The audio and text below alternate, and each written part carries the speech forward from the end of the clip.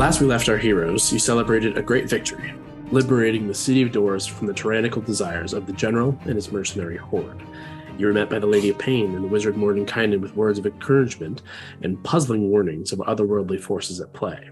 You learned a little more of this strange shard of power that lays at the heart of your home, and whose brethren was nearly used to catastrophic ends here in the City of Doors. Nonetheless, you were reunited with your once-slain bard, drank, and were merry, having earned a night of revels, though your success was in no small part to a courageous sacrifice. Another in a long line of weights added to your shoulders and hearts. As morning finds you in various states, you sought to spend a dragon's hoard of wealth to arm yourselves, preparing for the swiftly approaching war of your homeland. Items, potions, scrolls, and more, you felt more empowered than ever as you used this planeswalking doorknob to return to the icy wastes in the north and then within the fallen Alabaster Tower, rapidly back to the Platinum Sanctuary. Once more reuniting with old friends and warm beds in your realm for the first time in too long. Sadly, reunions and returns most often for you these days come with a sting of loss. The rapidly approaching full moon and all that brings has weakened the magic and life force of those in opposition of your enemy. The fey light of the Summer Queen is diminished, following the burning of the veil. The grace of the Steward of the Sanctuary, with Kadar, likewise has found its end. In a solemn goodbye, Uth bestowed upon you gifts in his praise and prayers that you would see this through, and see this darkness banished, though he would not be here to see it with you. His time has ended. The evil of the Vow and of the Nine has worn thin the tethers of the bastions, and as such his stewardship was passed to Damascus, much to his surprise. Sadly, you were not granted much time to process this, as time is very much of the essence. You were set to make way to the Warfront. However, an old frenemy altered your course. Instead, you made your way for Arendelle. In the capital, you found a city of displaced refugees and worried citizens. The populace's anxieties were lifted slightly by your aerial presence over the city, as Heroes of the Realm return provided a beacon of hope to these frightened people. Finally, at your home, in your keep, another return brought another sting. Inside, you found your housekeepers, the staff granted you by the crown as part of your heroic services, dead and encased in ice. At the heart of the scene, a black box of infernal iron. Inside, you found the final steps of the plan presented to you by Mephistopheles, a path through ice and water, plunging into the heart of Nessus, and alongside a key and coin to bring you to the one who would guide you through. With heavy hearts, you kindly buried your dead, gathered yourselves outside, and beneath the early afternoon sun, on a cold northern morning, you now prepare for the final days in the world as you know it. And we begin tonight. What do you want to do? How close, this is a random question, how close is our house manor to the ocean? It's actually surprisingly close. The coastline along the city kind of juts out of Arendelle, juts out into the ocean, and then the coast cuts down, and then along the northeast coast, and your manor, the keep sits kind of within less than a mile, I think, of the north coast. How would you guys feel if we just threw this box into the ocean? This box that all these things came in that likely killed our house staff. I just don't want someone to come looking for us, walk in, and this happen again. Thought for some reason we were putting in the bag of holding. I can't remember. It's a little big. We didn't say it because I was a little worried what would happen if we did. It's a little big to fit in a bag of holding. What do we know about the box? It is proof of Mephistopheles. That's what it seems like. His sigil is imprinted into the iron. And it is kind of perpetually cold. You are more or less saved from that, but you can feel the cold in the air surrounding it. And they looked dead by cold, right? They seemed blasted, frozen. Yeah. It was clearly a result of proximity. Look, I don't want to see this fucking thing ever again, but at the same time, I'd love nothing more than to find a way to fuck this man over. And I'm wary of getting rid of anything that's potentially evidence of his fuckery.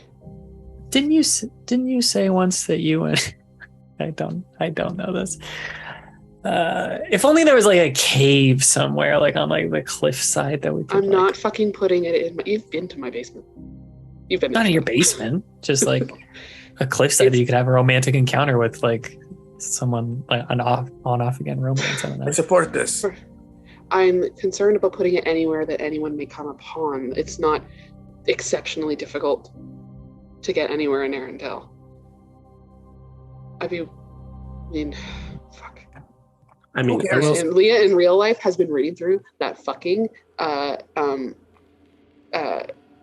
contract we signed. Like fucking crazy. And the only thing I could find was one little thing that's like, if Mephistopheles breaks this contract, he's gonna get, just like the rest of hell is going to come down on him. That's the only thing I found, but I can't find anything in there that says how he breaks the contract. So Well, he's certainly not going to. He's also like the jury about if he breaks the contract, it seems like. I will say, to the point of like, Leah, you don't want to get rid of this, or at least you don't want to put it somewhere it can be found again. To throw it in the ocean, it's not like that's a challenge for you all to retrieve it. That's It's true. heavy. It will fall and sink. It will fall to the bottom of the ocean.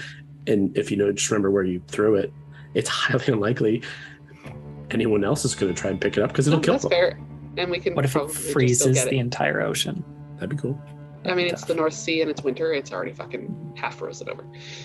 I still got my wings, so I'm gonna go do it. Cool? Yeah. Great. I pick up the box.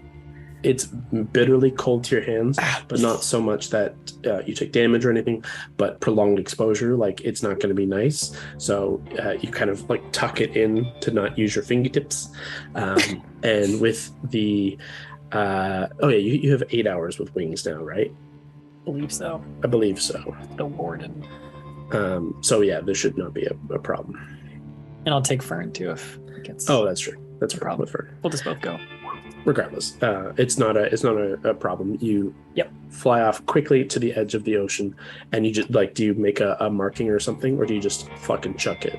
Yeah, I would stop at the cliff edge and like take note of where it is.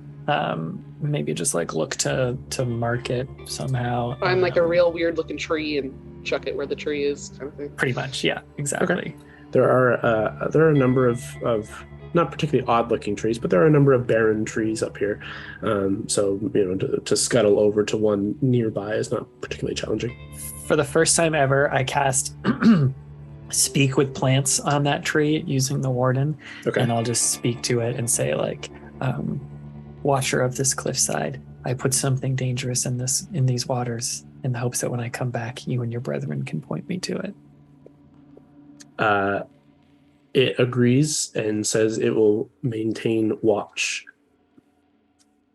Thank you.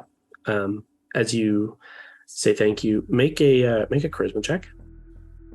Make a wisdom saving throw. The tree attacks.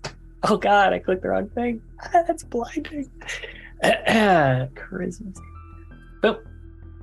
Or sorry, I did charisma saving throw. That's not what you wanted. No, just a +5. Only 9. 9. Okay. It's my first time using it. I don't know tree very well. Never talked to a tree before. That's fine. It accepts your words, and it responds back to you in you only hear it telepathically, right? Like it just kind of comes into your mind, and it is kind of a withered older voice, pseudo male, but there's no real delineation to it. But it is not necessarily the Fae Summer Queen loving, warm connection that you may have hoped to have heard back through. And that may just be, maybe you're a little rusty. Maybe you're not speaking perfect tree. Or maybe that tether, that connection, that thinning of the veils. You're far from the veil. You're far from the Fae. Maybe it's not here. But the tree itself will remain. So, mission accomplished. Drop the box. You watch it tumble. It hits the side of the cliff that is kind of like it comes down off the side. You watch it tumble and scatter rock and down into a somewhat frozen shore, but it punches through the thin veil of ice there, and you lose sight of it immediately. But it's not like not a beach. It looks like deep, at least semi-deep water anyways. So it'll at least not be 2 feet down. And then just taking a glance around to make sure I wasn't followed or spotted, and I'll head back. With your passives and the weather and the current climate of the world, you're fine. Excellent. So returning, as you're returning to, you look kind of up to, when you're flying through the sky. It's relatively clear, though you can feel the chill and you can see cloud cover beginning to move in and that chill of snow oncoming. But for the time it is clear, and you look up and I would say the sun is nearing at this point, nearing that noon hour. You feel it's at its kind of zenith for the day. So to give you a perspective of time, we'll call it noon. On the 20th of Hamatil, the 26th being the day that you're awaiting, and really the midnight of the 26th into the 27th, when the fourth seal will break. I'll just playfully bat at Fern's wing with my wing, just trying to cheer him up and hide how fucking scared all of us are, and then just like arc down towards the manor. He's happy to be back and like doing stuff again, so he does like a fun little barrel roll. But you return safely alongside your companions once more, noting briefly the freshly dug graves. So we gotta get south. Whether that's to the Noldor Enclave, see if they exist, if they're watching this gate, and then eventually get back to the Shattered Coast for the fourth seal. I got that right? Teleporting? Good. I've never been near the Noldor Enclave, but I could get us pretty close and we could travel. You did Pause. Get Gambino to retrieve you Right. elements of the Luna and an area kind of off the coast a little ways, along, I can't remember the name of the river, but it's along a river that runs just off the coast. That would be within relatively quick travel to Thaluna and Mythenor. Mythenor being the floating watchful eye city above Thaluna. And the war camp was to be stationed in the vicinity. We found that out.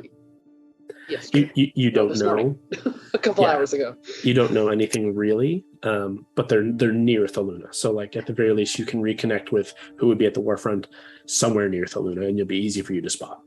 In Noldor Enclave, sorry to interrupt. Noldor Enclave are elves who are likely in Thandor. That is the running theory.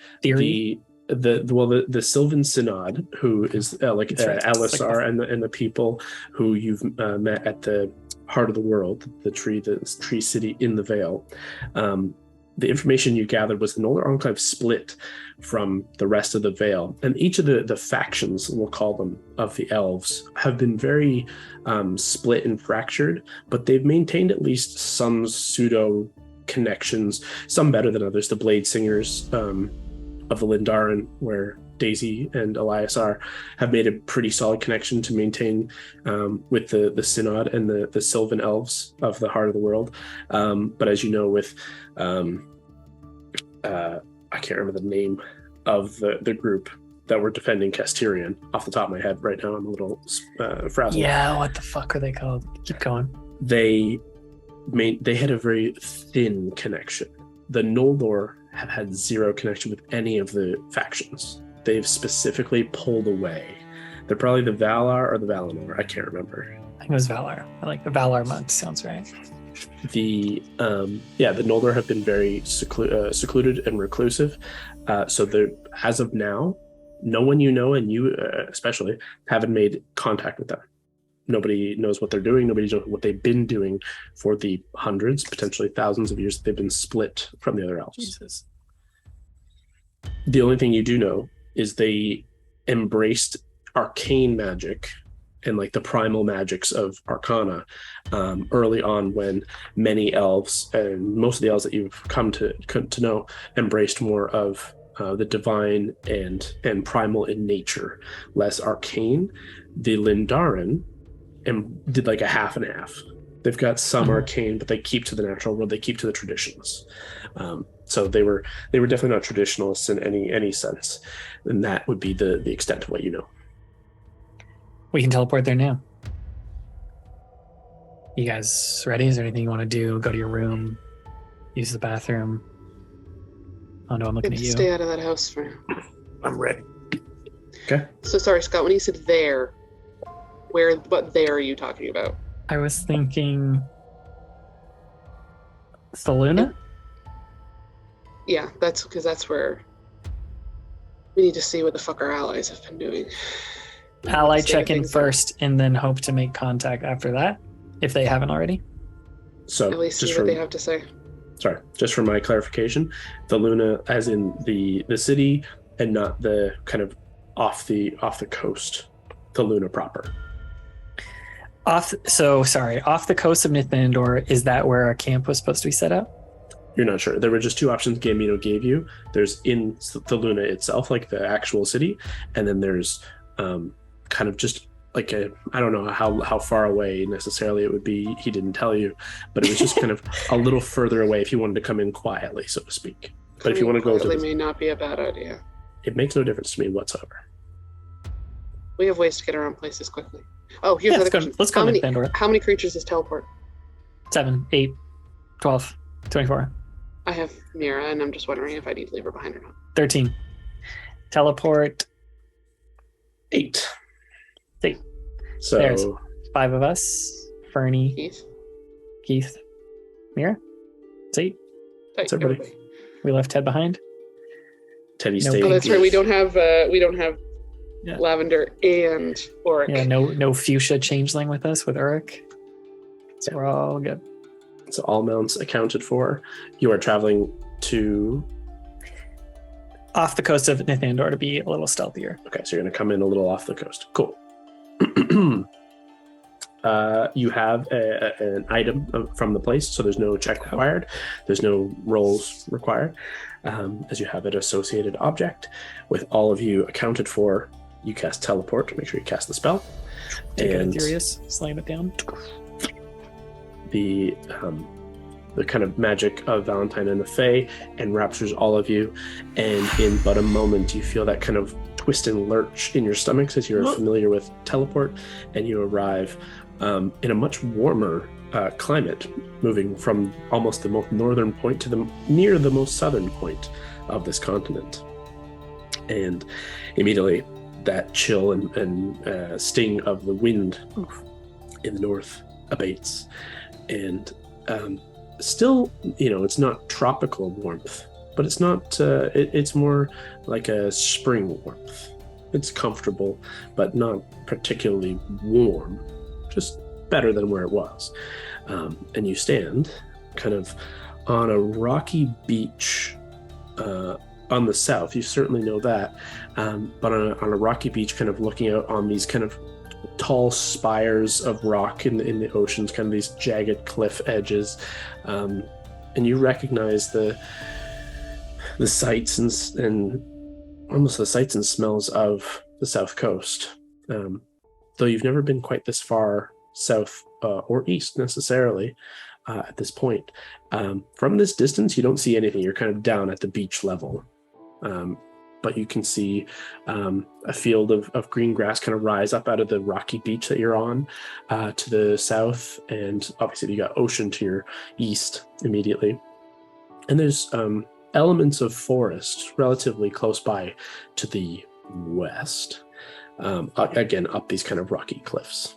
But no people, no birds, but nothing out of the ordinary. Is there like haze, like from wildfire haze? There is actually. There's a haze that kind of encompasses the sky in all directions. It's certainly coming from the west, as the wind is kind of blown that way, and it's kind of following that westerly wind out over the ocean. But it's not like a single stream. It is wide, expansive, and you can just kind of smell it, though it's not overpowering. You're still smelling more of the sea air than you are that, but there's certainly an overcast nature that isn't just weather. Let's take the carpet out so we can all be airborne. And then, meanwhile, while I do that, Mary, did you want to do a little scout on Mira? I can go take a loop. Don't forget about Keith. He can't fit on the carpet. Get up and just at least get up to the cliffside and see what we can see. Easy enough. Make a perception check. First roll in the Okay. That is 22. As you fly up and over these surrounding cliffsides, which are not particularly tall, but just the gully of this beach is kind of down and out of sight. You fly up and over. You can see rolling hills of tall grasses that spread down around a kind of jagged coastline along the southeast, and you are almost right along the coast here. That kind of begins to curve around the edge of the coast, almost like the corner. If you were to look at if it was a square, this would be the southeastern corner of the continent. You can look. How high do you want to fly? I just wanted to see like up over the edge first to see what I can see, and then potentially depending on what I see, I might go higher. Given that, then you can see as described, the kind of coastline ahead of you, the rolling kind of green hills. You can just make out a piece of like what looks like it could be a city in the distance, like over like a ridge, but it's really hard to make out without getting a proper aerial view. And there are forests along this coast that are more coniferous along this edge here that don't seem to be burning. They don't seem to have found the same they don't seem to have fallen the same fate as what happened in the Vale, but it's a relatively large coniferous forest that begins to expand west immediately to your right. But without going much higher, you don't see much more.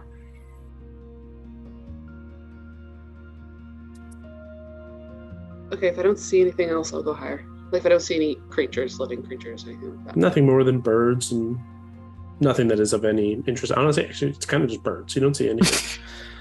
With a 22, like you don't spy anything crazy.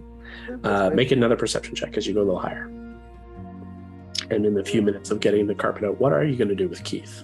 You can just travel on land here. He doesn't have to be up there, but just had a question. Just keep running after the carpet. I might just sit on him, but if we can, try and trail along the carpet. Easy. Alongside as much as we can, yeah. This is easy traveling terrain for Keith. Yeah. This is not a problem. Keith loves this shit. And honestly, his speed and the carpet speed are almost the same, if I'm not mistaken. So I think so, yeah. It's pretty close. The Mira and Fern and Val are going to be much faster, but obviously kind of stay as a relative group. But that's just for my notes, for my ideas. You'll be on the ground with Keith. Mary, what did you roll? 19. Getting a more aerial view. The problem with getting that aerial view is you begin to notice the haze and smoke and cloud cover is surprisingly low. It is kind of immediately encompassed as you start to creep up into the air, and not even that high, honestly. But as you just drop down a little bit out of it, you cough a little and kind of try and clear it from your nose and your eyes from stinging, which you do. You can see across where that ridge and that hint of a city was. You can actually see the ridge is a large circular ridge line that almost like a sunken, almost craterish, but massive. This kind of sunken crater with this ridge line that encircles it. And at the center of the ridge, you can see the outlines of buildings that look kind of stone and more natural. The cloud cover over the city, you notice, is particularly heavy over the city, and then expanding more to the west. It's particularly heavy. And with a 19, it's not particularly hard to see. On the, so bad at directions, north side of that ridge, you can see a large, expansive war camp. Many tents. You can see people as just little pinpricks at this point, this distance, but you can see movement, and you can see banners flying of, even at this distance, a vibrant blue, and there are whites and lots of colors that fit with the Not groups. not sinister colors. There's no reds, no blacks in this case. It seems okay. No hellish colors. But great. it's big, and it starts kind of right at the north, kind of encircling a bit of the north side of the ridge, and then you lose sight of it in amongst the forest and things. Pardon me. But it seems relatively large. With a 19, I would say that's all you get. Cool. I'll kind of come back down a little bit, so I'm within at least like earring range of everybody else. Just pass all the easily. information along. Say it might not hurt going on foot. I feel like anything approaching a war camp by the air is just immediately seen as a threat, and it'd be nice to get a lay of the land, through the crowd. I don't fucking know. Let's just Val just resisting buzzing the camp, letting out Eldritch Blast. Yeah, that feels right. That's what I would do too. Okay. So, Elena on Keith is going to travel on foot, obviously, but keep the carpet relatively low instead. And I'll just land Fern beside Keith and Brawley. Trot along. Just walk beside.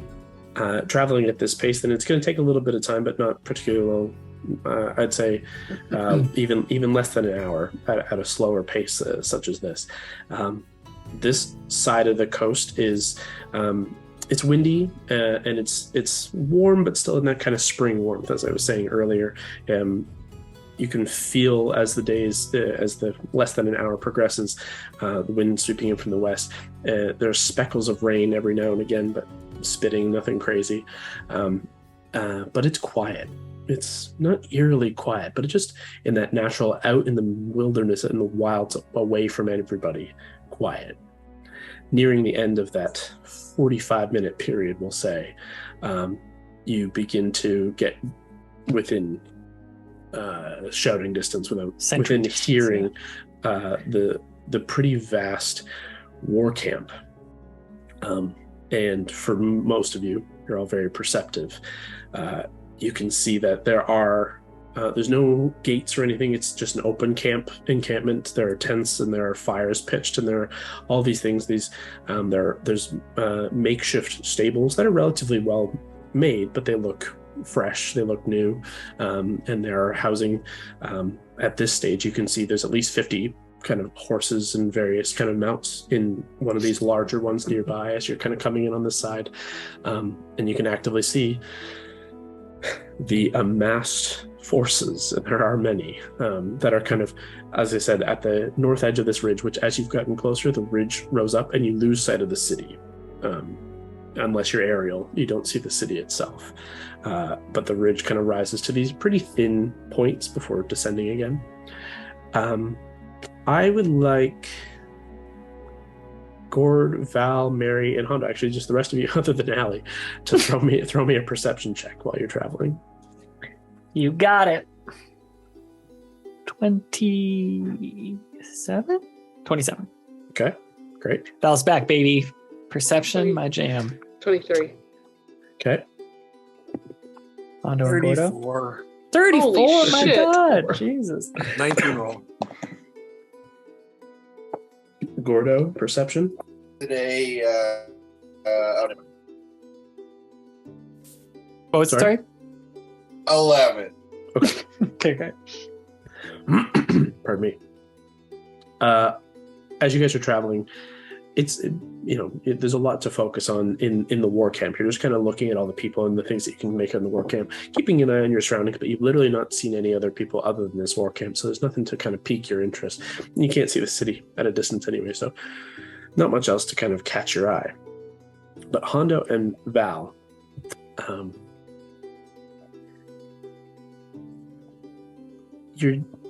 Hondo, at least, you just don't trust anything.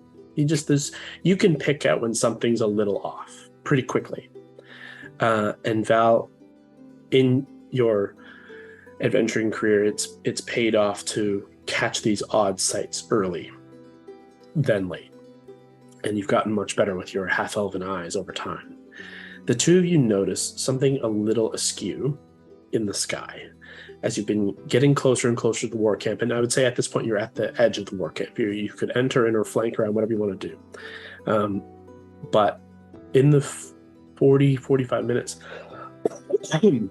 of your travel, the cloud cover is, as I said, kind of low and thick around this region. And you've kind of come into it, and it's kind of a little hazy, a little dark. This smoke is certainly not helping. But the clouds over the city and kind of over this whole ridgeline are particularly thick. And they haven't moved that much, given the westerly winds. And then, as that was kind of the first percolating idea, we'll say half an hour into your travel, you really started to focus on it. While there was nothing else to look at, there is some movement in the clouds.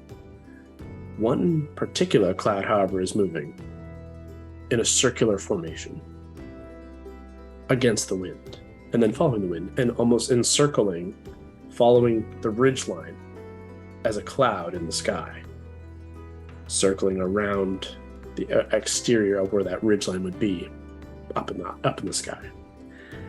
Very not cloud-like. Is it possible to gauge size, or is it it's like the perspective so weird to gauge how big that thing is? I would say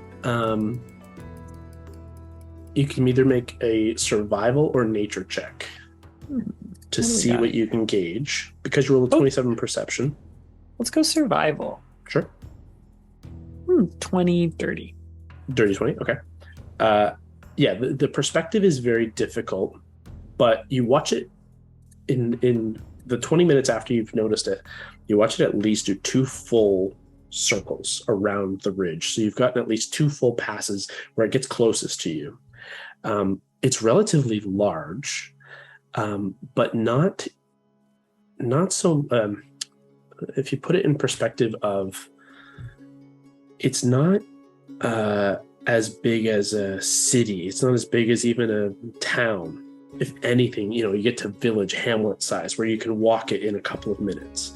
It's not as small as an airship, to give you that kind of idea. Okay, it's yeah, that's valuable. Bigger than airship by quite a margin, but not as big as like a full city or something. Not as the cities as you would know them, or towns even. It would be a small village in circumference, if that makes sense. So sizable, but not small. I'll just note that to Hondo, see that weird thing in the sky? Something's not right. Yeah, let's just keep an eye on it. But let's keep walking in. By the way, be cool. These are our people. Don't threaten any guards when we come in.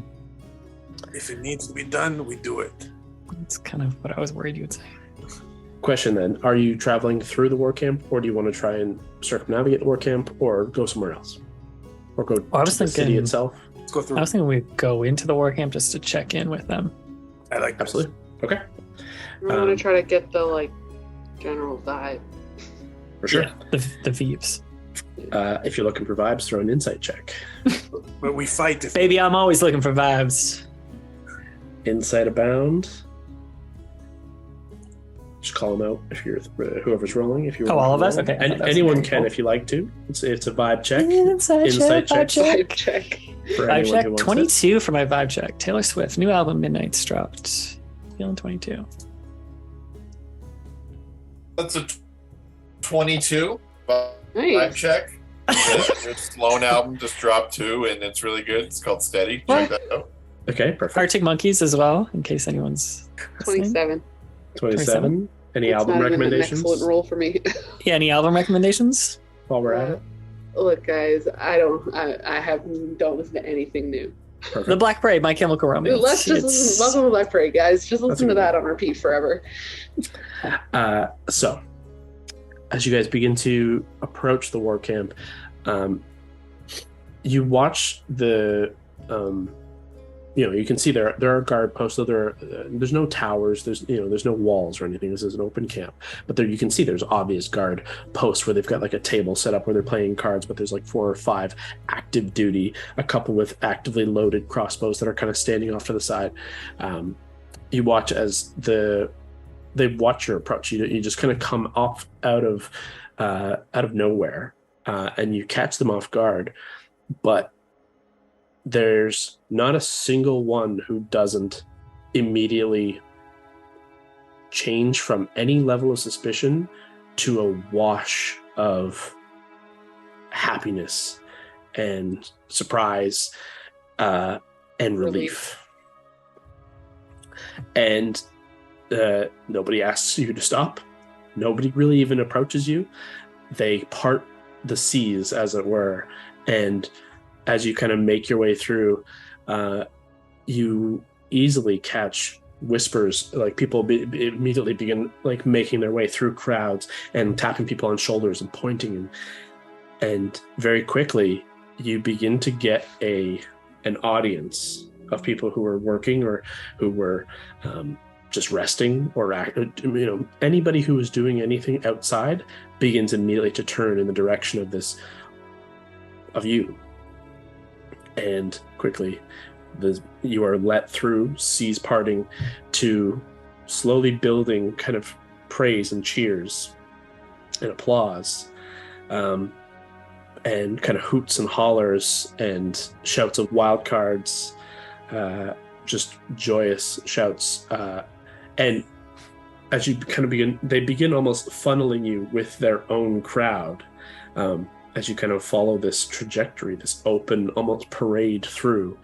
The soldiers of various groups, mostly here that you're seeing, are Whitethorn in nature. They are human traditionally, but there are plenty of different races in amongst.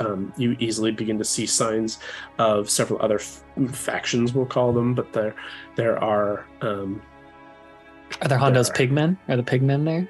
You haven't seen or heard them just yet, but I'm sure... I hope they're all dead. I'm sure they're here.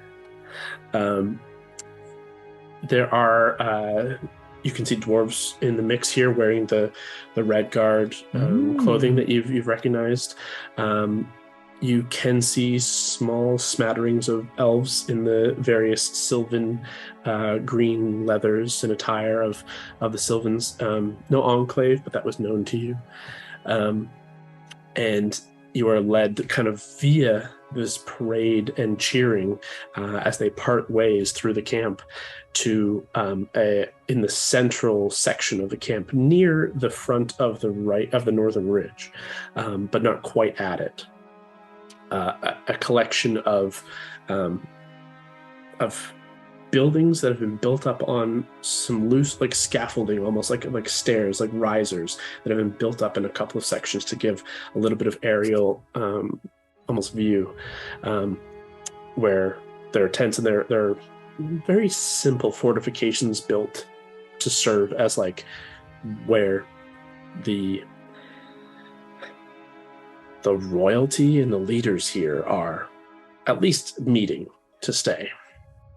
And given the raucous entrance, you can see, as you've kind of curve around, immediately Malcolm Delarian and Lillian Delarian are exiting out of a tent to see you come. You can see Arthur and Eli also kind of coming out from behind with them. You recognize Alexander following from a different side, flanked by Elisar of the Sylvan Synod. Notably, you don't see Baldora, and you don't see any of the other Synod at this point. It seems like Elisar is at the very least serving as the only one at this particular moment. As he was kind of the figurehead, as was expected. And notably, you do catch one other elf that you don't know. And that is it who meets you at this point here, as you guys are right up to the edge of this kind of riser of stairs, to which all of this gathered crew who come out kind of clap alongside as well. And you can see immediately, carrying your kind of vibe check to them, they all look like they've been up long nights and long days, and it's a wash of relief to see you all as well. Just like acknowledge the crowd, Nothing too showboaty, but just make sure to project some confidence so that they're not too worried. Very specifically ignoring the crowd. I point to Mary and I just applaud. Wishing that I had my cloak with a hood on it. Dismount Fern at this point and start walking up towards that like royalty. Mm-hmm. As you guys begin to dismount and make your way forward, Malcolm steps forward, and as Val seems to be first, he clasps your arm and pulls you into a tight hug, and just quietly says to you, "It's good to see you." Good to see you guys. Give a little bow. Make sure you're respectful. He kind of, finishes the embrace, and with a hand held aloft, and you can see like he's wearing a breastplate that's polished. If not platinum adamantine. It is very expensive looking, and doesn't look battle worn at all. Looks either brand new or magical, which certainly could be the case. A relatively like light cloak, but it's fringed with white fur, or kind of some kind of puff of white around the fringe. Several different kind of not patches, but signifiers of the Whitethorn Hall and of the Delarian Crest. You can see a scabbard at his side and this long tunic of royal blue, and like heavy boots that are, even for a king, they are flecked with mud and things, is not uncommon as you travel through this war camp. And atop his long kind of very grayed hair at this point, if it wasn't ever before, along with the stubble of his beard, the crown of the king. But as he kind of finishes the embrace with you and begins to kind of continue welcoming you all up, as Valentine just happened to be the first, he kind of puts his hand in the air, and the clapping and the applause finishes as he calls out with a big kind of shout, "Welcome the Wildcards to the Warfront. Our salvation is at hand." And there's another like large cheer as he goes through and embraces each of you in a kind of either a cool warriors like hand-to-hand kind of thing, or with a hug, depending on his vibe check to you. I will, just while he's doing that, just shuffle over to Alisar and say something like, "I wish we were meeting under better circumstance." I'll say it in Elvish. In Elvish, he responds, "As it is always the way, but these are the circumstances we are provided." Nonetheless, I'm glad you're here. Good to see you too. We have much to discuss. And he just kind of eyes the crowd as everyone is pulling you in. And as you pass through Malcolm and you've stepped off to Alisar, Lillian does the same kind of welcoming and hand clasping and kind of kissing of the cheek, and then is kind of trying to usher you inside, if you're willing to kind of, she's just kind of trying to bring the parade inside from where she came out of. Thank you. I'm just watching Hondo, hoping he's not getting too fresh with the queen or king from our last encounter. Fortunately, Lav isn't there to set him off. Their pheromones would be going. That's for Hondo to decide, I suppose.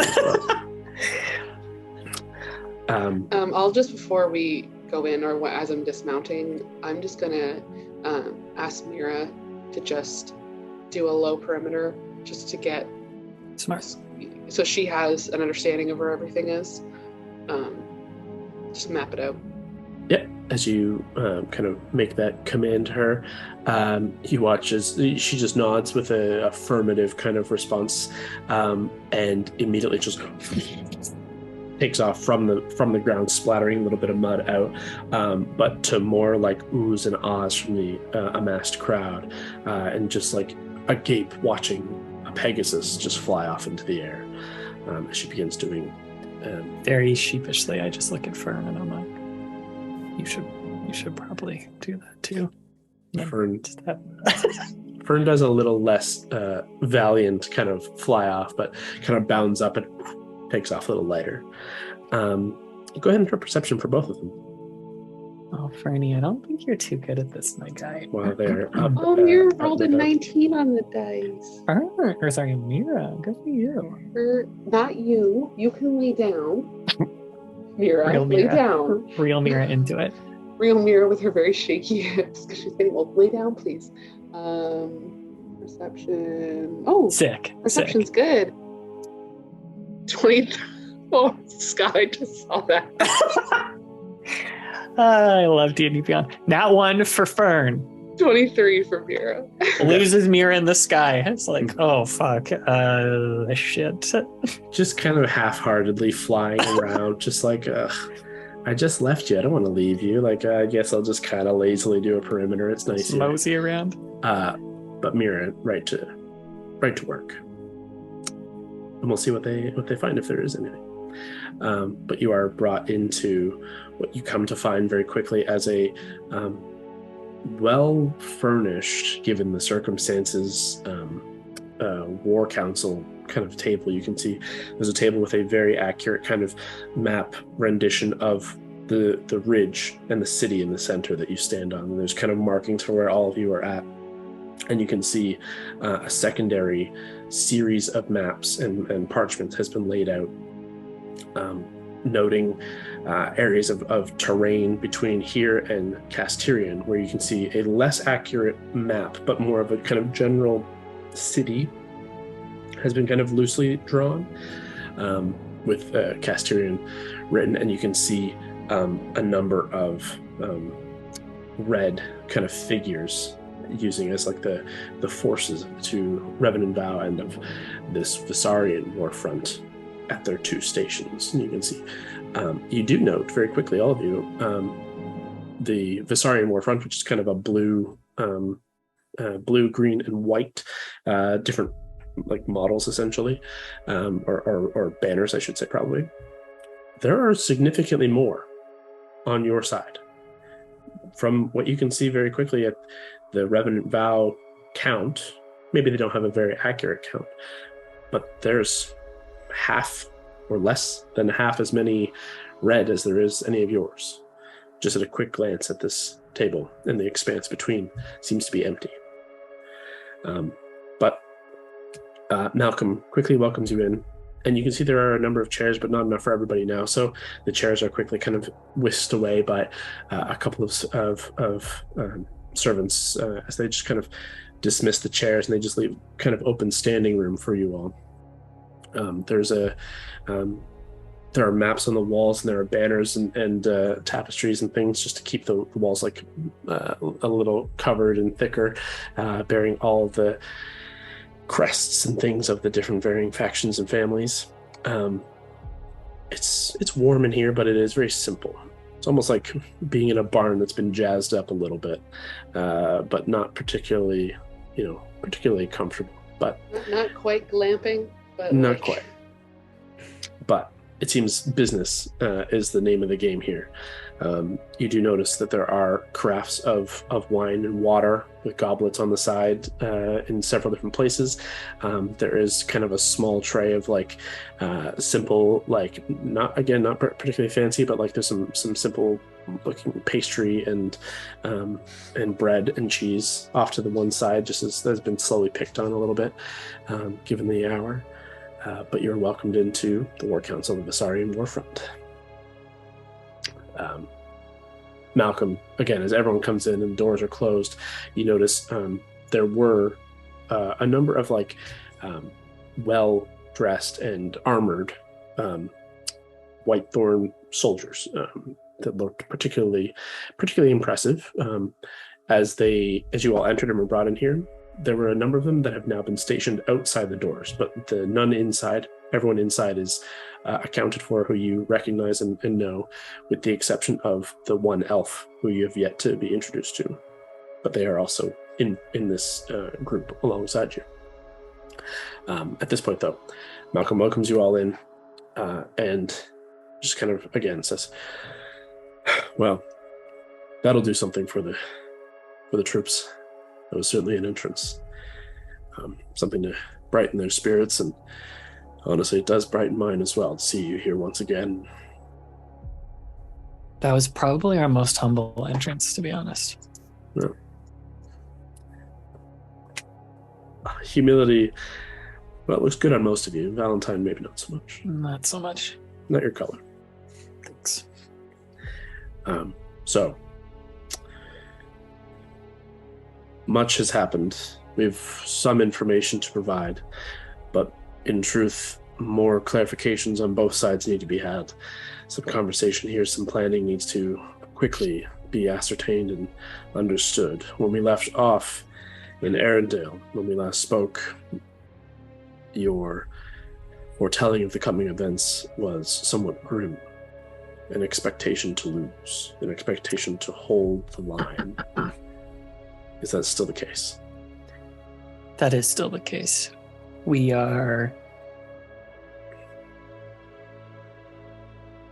There's some things, like we mentioned previously, we have to keep close to the chest for it to pan out the way we want. But I would say that our absence over the last several days was successful, costly. We lost some friends along the way, but our end goal remains in sight and we were successful. So our plan remains. That is correct. Though we do not wish it to leave this room, the fourth seal should be broken for our plan to progress. Problem is, the fourth seal, in that where it is, regardless of the rest of the plan, it's too well defended at this point. Indeed. There's no point in throwing forces against something that not only, regardless of what we wish to happen there, we couldn't win. It's too well defended. Hondo mostly just wants to summon a Kraken against it. We'll figure out some ways we can potentially fuck with all that, but that'll be on us over the next week.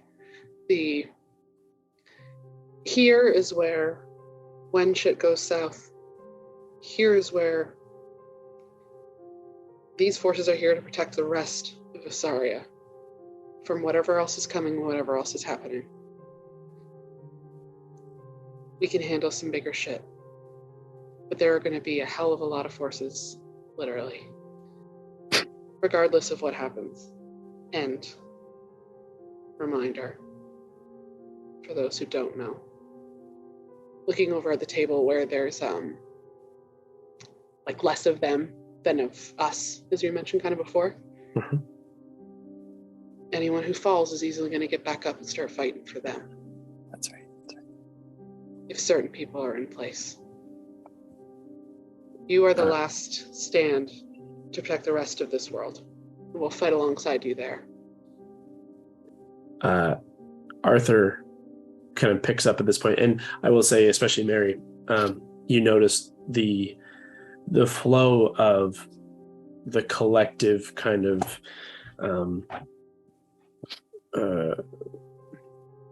they're following your plan, and you can see a rise and fall of like, okay, well, that was good.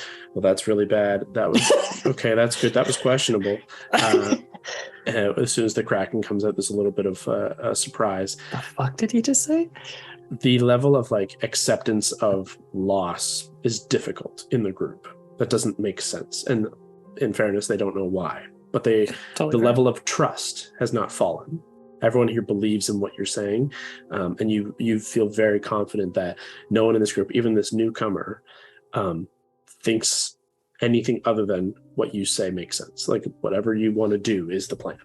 There's confidence here, even if they don't understand it. Before we continue a little more, and I don't mean to be disrespectful, we haven't met, friend, and I'd love to know everyone here just to make sure we're all on the same page. Elisar actually, as this female elf, who you note older, silver hair, the faintest of wrinkles along the, around the eyes and in the forehead and just at the edges of the mouth, very faint, which gives you an inkling of age, just kind of nods ahead, and you gather a regal bearing, which is not surprising, but a blade at the side, and this kind of curved scimitar-like blade, but very thin, with a very, very classically elven, almost crystalline handle. And you note clothing that is almost in itself kind of crystalline like beaded and very, very, very Galadriel, if you were to think of it like that. This kind of dress that is ethereal. She nods as Elisar actually kind of steps in and says, "My apologies. Lady Darcassian Valor of the Lindaran Elves. Her troop of bladesingers arrived within the last week, and of course, they are welcome amongst our group. She, I should say, serves as their representative of the Lindaran. She will, of course, be represented on this council, and her position held in kind as my own." Darcassian. Gotcha. Darcassian Valor. Do you happen to know? You specifically, before you say anything, recognize that as the, and you all recognize, but Valentine, you kind of pick up on it, the mother of Elias Valor. Fucking knew it. You've all met very briefly at a particular wedding, but 30 games ago. It's been a minute. Other things have happened, and it's just not exactly who you expected see here, but it makes sense. Valoran, you definitely recognize the name. I would say for confirmation, do you know Elias and his wife Daisy? Of course, as my son and daughter-in-law. I certainly think I'd like to say I know them quite well. Love to hear that. I'm sure they're in the camp here somewhere. I'm sure they will love to make your acquaintance very soon. Again, I should say, not make your acquaintance. Valentine immediately looks at the door, but sits in his chair still. Arthur at this point kind of sees the briefest of lulls and jumps in and just to Mary's point says, "My apologies, you mentioned those rising and fighting once more. Do you mean in the terms of necromancy, or is there something else at play here?" Got a lot more shit to talk about, but Raymond and a shiny new staff. I'm sure anyone who is in Haverfeld can attest to the siege on down Haverfeld. there. Yeah, It's going to happen again. We can talk more in detail once we understand Understood. where it's going.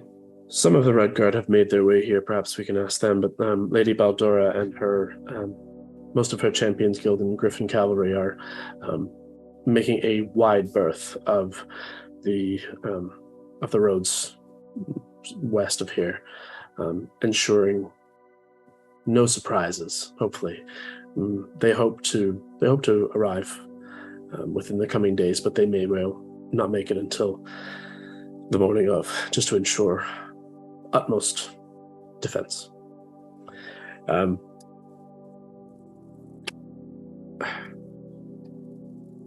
Well, perhaps a question of what would you like to know, or is there anything we need to know immediately? nothing on our end, fortunately, that we need to know immediately. Just that we were successful. Things are going to plan. I would be curious to know, have we made any contact with the Noldor Enclave? You also pick up, but Barry obviously picks up. Malcolm looks immediately to Elisar with the lightest hint of frustration. And Mary, you pick up, it's more than a light hint. It's pretty frustration.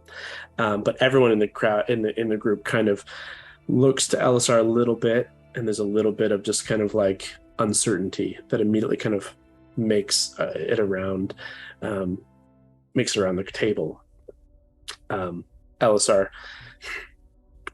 unfortunately, we've reached out, and they have either actively chosen not to respond, or have, for some reason, our communications have been rebuked. As of yet, we have had no confirmation of their existence, let alone of their willingness to participate. We have been here a number of days and we've had no interactions. It's not like we're hiding quite openly. In truth, I know not what to say of my brethren. More so than we have been long separated, and perhaps they wish to remain that way. Maybe we would know have the better coming luck. wars or not. Maybe we'll pay him a visit. We might have better luck. My friend Hondo is quite persuasive when he meets strangers. You watch That sounded weird.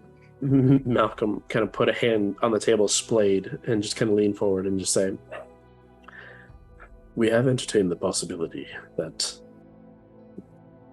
they have been swayed otherwise. Well, that's something we certainly want to find out. And why I would caution your intervention. Not to say don't, but to say go so with that in mind. And perhaps looking to Hondo, keeping your blade stowed until an opportune moment should present itself. I can't make any guarantees, but I will do my best. We do not want to be fighting on more fronts than we need to. I will say that. However, their resistance, their resilience to any form of contact has made us wary and made us rethink their allegiances or their potential. The Vow, as we know, have been able to reach higher and further than we would have ever considered a year ago, let alone. Who knows how long they may have reached out to that who have guarded their end destination for such time. I wonder if they're just as worried about us being somehow part of it too. Elisar kind of nods along and gestures like in agreement as if he had made the same arguments before, but doesn't add anything. Mm-hmm. Okay, well that's good to know. What about, I see the map, I see the numbers, or estimates I presume. What's the latest sightings of the Vow we've had? At this point, this newcomer, Darcassian, begins to speak. We've sent a number of scouts of my own westward towards Casterion. The city itself now exists within a veil of night at all times. Darkness enshrouds the city entirely from view. At the height of day, no light peeks within. Nonetheless, my scouts, my blade singers, have managed to pierce this darkness, and it is but darkness, and found a number of intriguing things. Their numbers are not particularly large, though not insurmountable, not informidable. They number, well, I check my notes. While I take notes. They number roughly 20,000 troops. Jesus Christ. They were also noted to have a series of behemoth machines, faces of devils stationed around the city, of metal make, rolling on wheel and tread. We've seen those before. We've fought those before. There's a kind of a moment of like everyone's like surprised and they're like, nah, that makes sense. I'll just like look painfully at Brawley and then just like look at the table and then back up. To your point, looking to Mary of undeath and necromancy at play, in a time of my scouts' time within the city, they were noted to have been rounding up undead and caging them, holding them.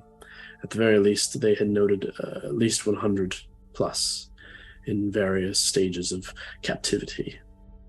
Near just those they can keep captive. The city's full of ghosts. Anytime the evening comes, so I'd imagine there's no daylight. There's a hell of a lot more of them running around. Ghosts for a while. You can also just throw ghosts at people, catapult zombies at people. They could use them to attack us. We surmised as much, at the very least, an undead assault at some point. There were no sightings of any of the noted figures, and she kind of just nods towards. There are at the far end of the table. You can see there are a few drawings.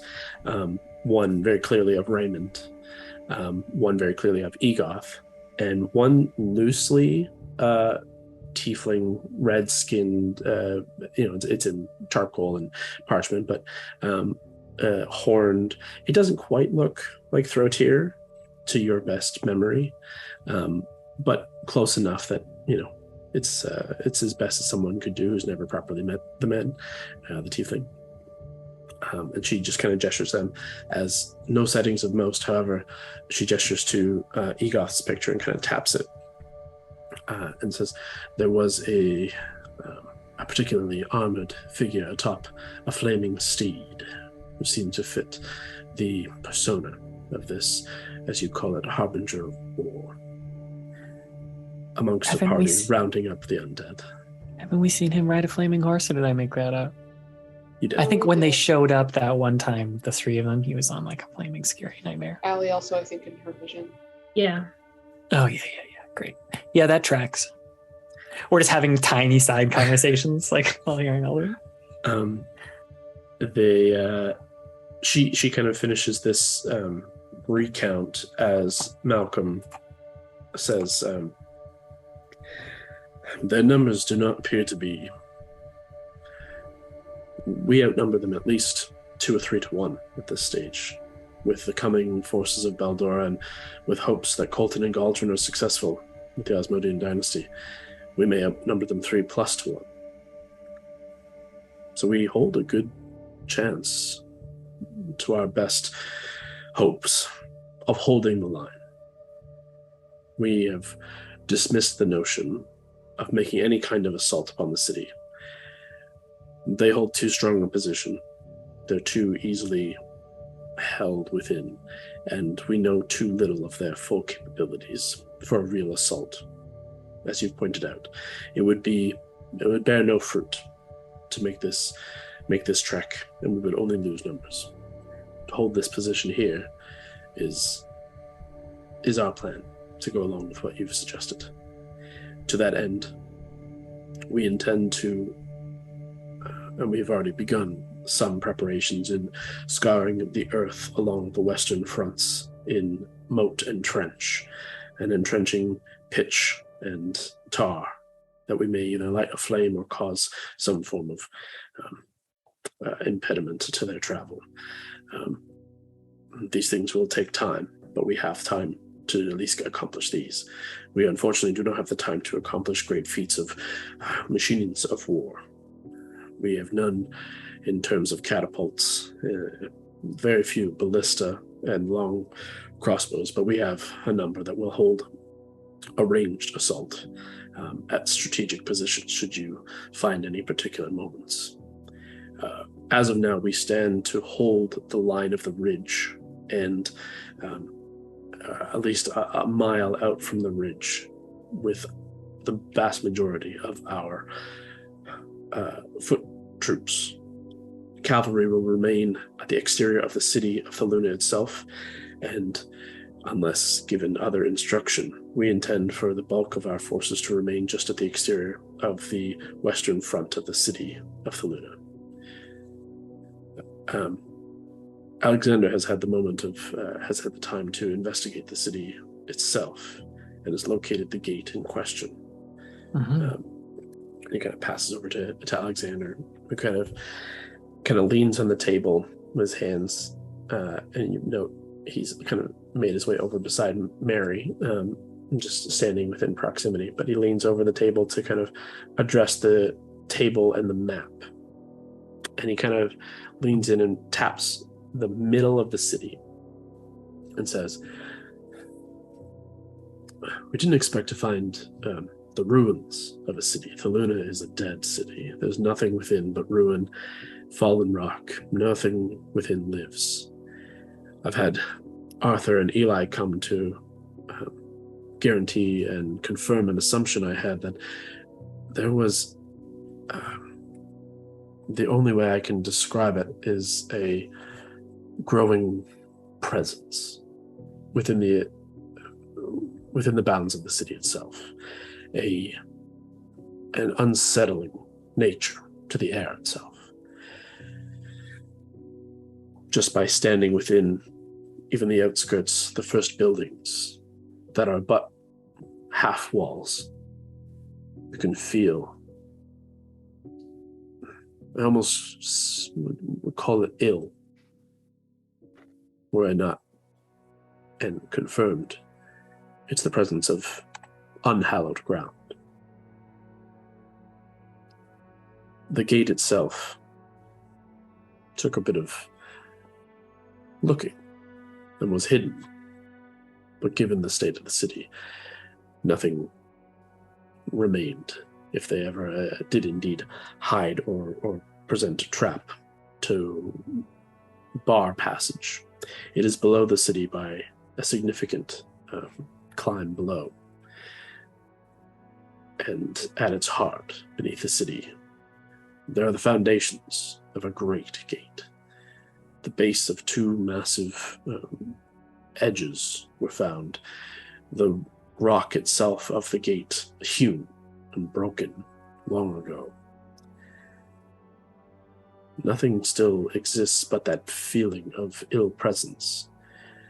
And now, over the previous 6 evenings, a series of tremors have been felt, emanating from the city and have been felt within our camp here. Upon subsequent investigation, the ground beneath and around this gate has cracked, and liquid magma flows beneath.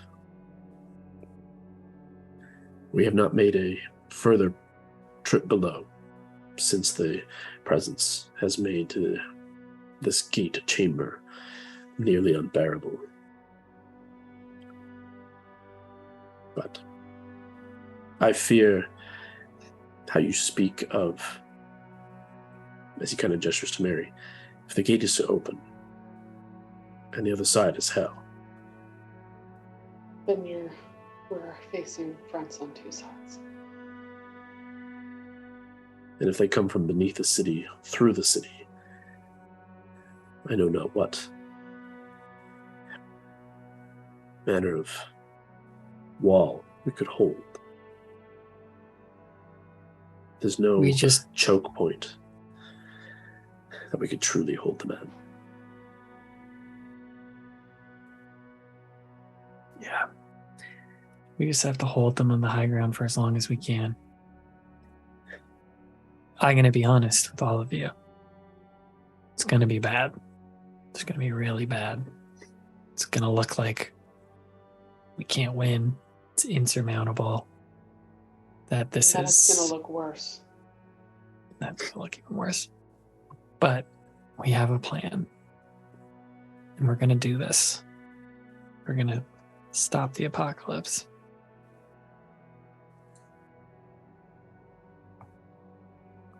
We believe in you. Malcolm kind of reassuring everyone there, but we believe in you. We believe in your capabilities. We believe in whatever plan it is you intend to enact. And we will stand at that front until the bitter end.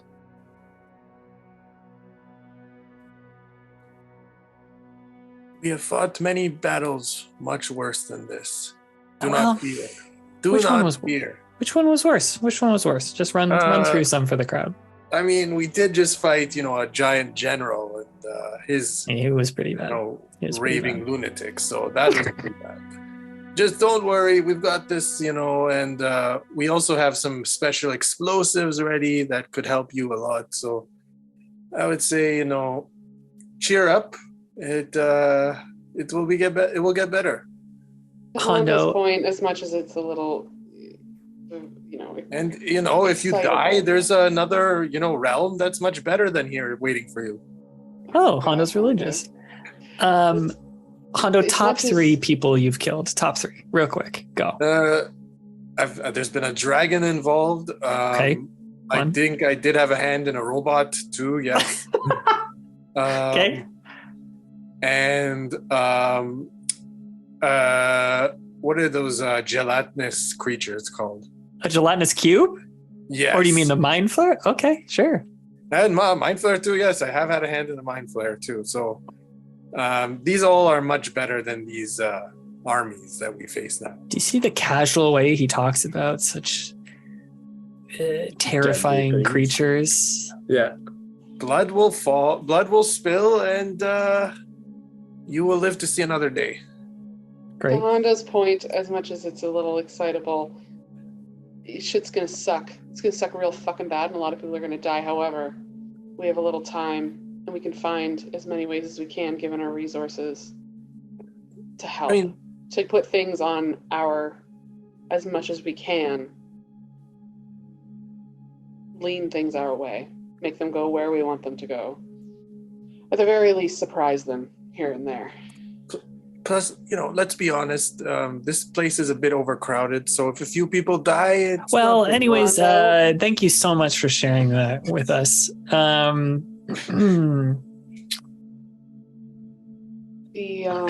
Is there anything we missed? So how can you? Sorry, we can't see the map, and my brain is broken. Can you? So there's a ridge. Is it completely all the way around, or is it broken at the sea? Nope. It is like a full meteor crater style ridge, where it's kind of all around. There's some levels to it. You need a proper kind of view to see if there's a nice an easier trajectory, like a funneling point. Right. It wouldn't be a surprise to find that, but as of now, you haven't seen. Mira may have seen it yet, but it hasn't. Doing visibility on the Dolce carpet. But it's like a sunken kind of dust bowl. Right. And that's where we think the gate is. In Alana's dream, what perspective was she from? She was on the ground. So to put into perspective, Alana was on the ground in what I wouldn't say at night you wouldn't know the ridge line to see it unless you're standing right there. She didn't see that. Could see the moon in the sky, but that's up in the sky, whatever. The key to know here from, as you're kind of recounting, the lay of the land and the vision and how that translates, one thing you did note was, one, fallen city in the background. And the gate was enormous. Rising. Was it horizontal or vertical? A vertical, literally just a spire that comes to a jagged point of flame and blood and ash, through which you could see the 9 hells and a infernal army flowing. So I remembered it. I will say too, there was the ground itself broken and cracked, as you would expect, down, knowing the gate is under it and the size it will come to. You can make your own assumptions as to what may happen. We shouldn't put guys down there. That was the right call by Alexander to not get down there more. I think, guys, we need to go fucking... Can we have the tiniest sidebar here? Some people are just we have business over here. We have business over here. Everyone begins to kind of excuse themselves. Malcolm kind of dismisses everyone and says, if there's anything more, I'll remain until you're prepared for your departure or your next steps. I would like to know where you're headed next. So of course, I will remain, but everyone else may depart to their business for the day. And guys, a couple of minutes of shuffling and everyone begins to leave. And again, you are kind of tucked off to the side, just the group of you, as Malcolm kind of busies himself on the other side of the room. Guys, we should go. When we were outside, we didn't really mention it. Pardon me, the cheese is really dry in here, and I think a cracker got stuck. But when Hondo and I were outside, we saw something floating above, kind of doing like a rotation, pretty big, bigger than an airship, but like covered in cloud and obscured. I think the Noldor Enclave is kind of spying on us right now, and if they're not going to return our calls, we should just go to their front door, say hi. Just gotta make sure we're limited in time here. We need to understand what our objective is. Not only that. When we go see them, Yes.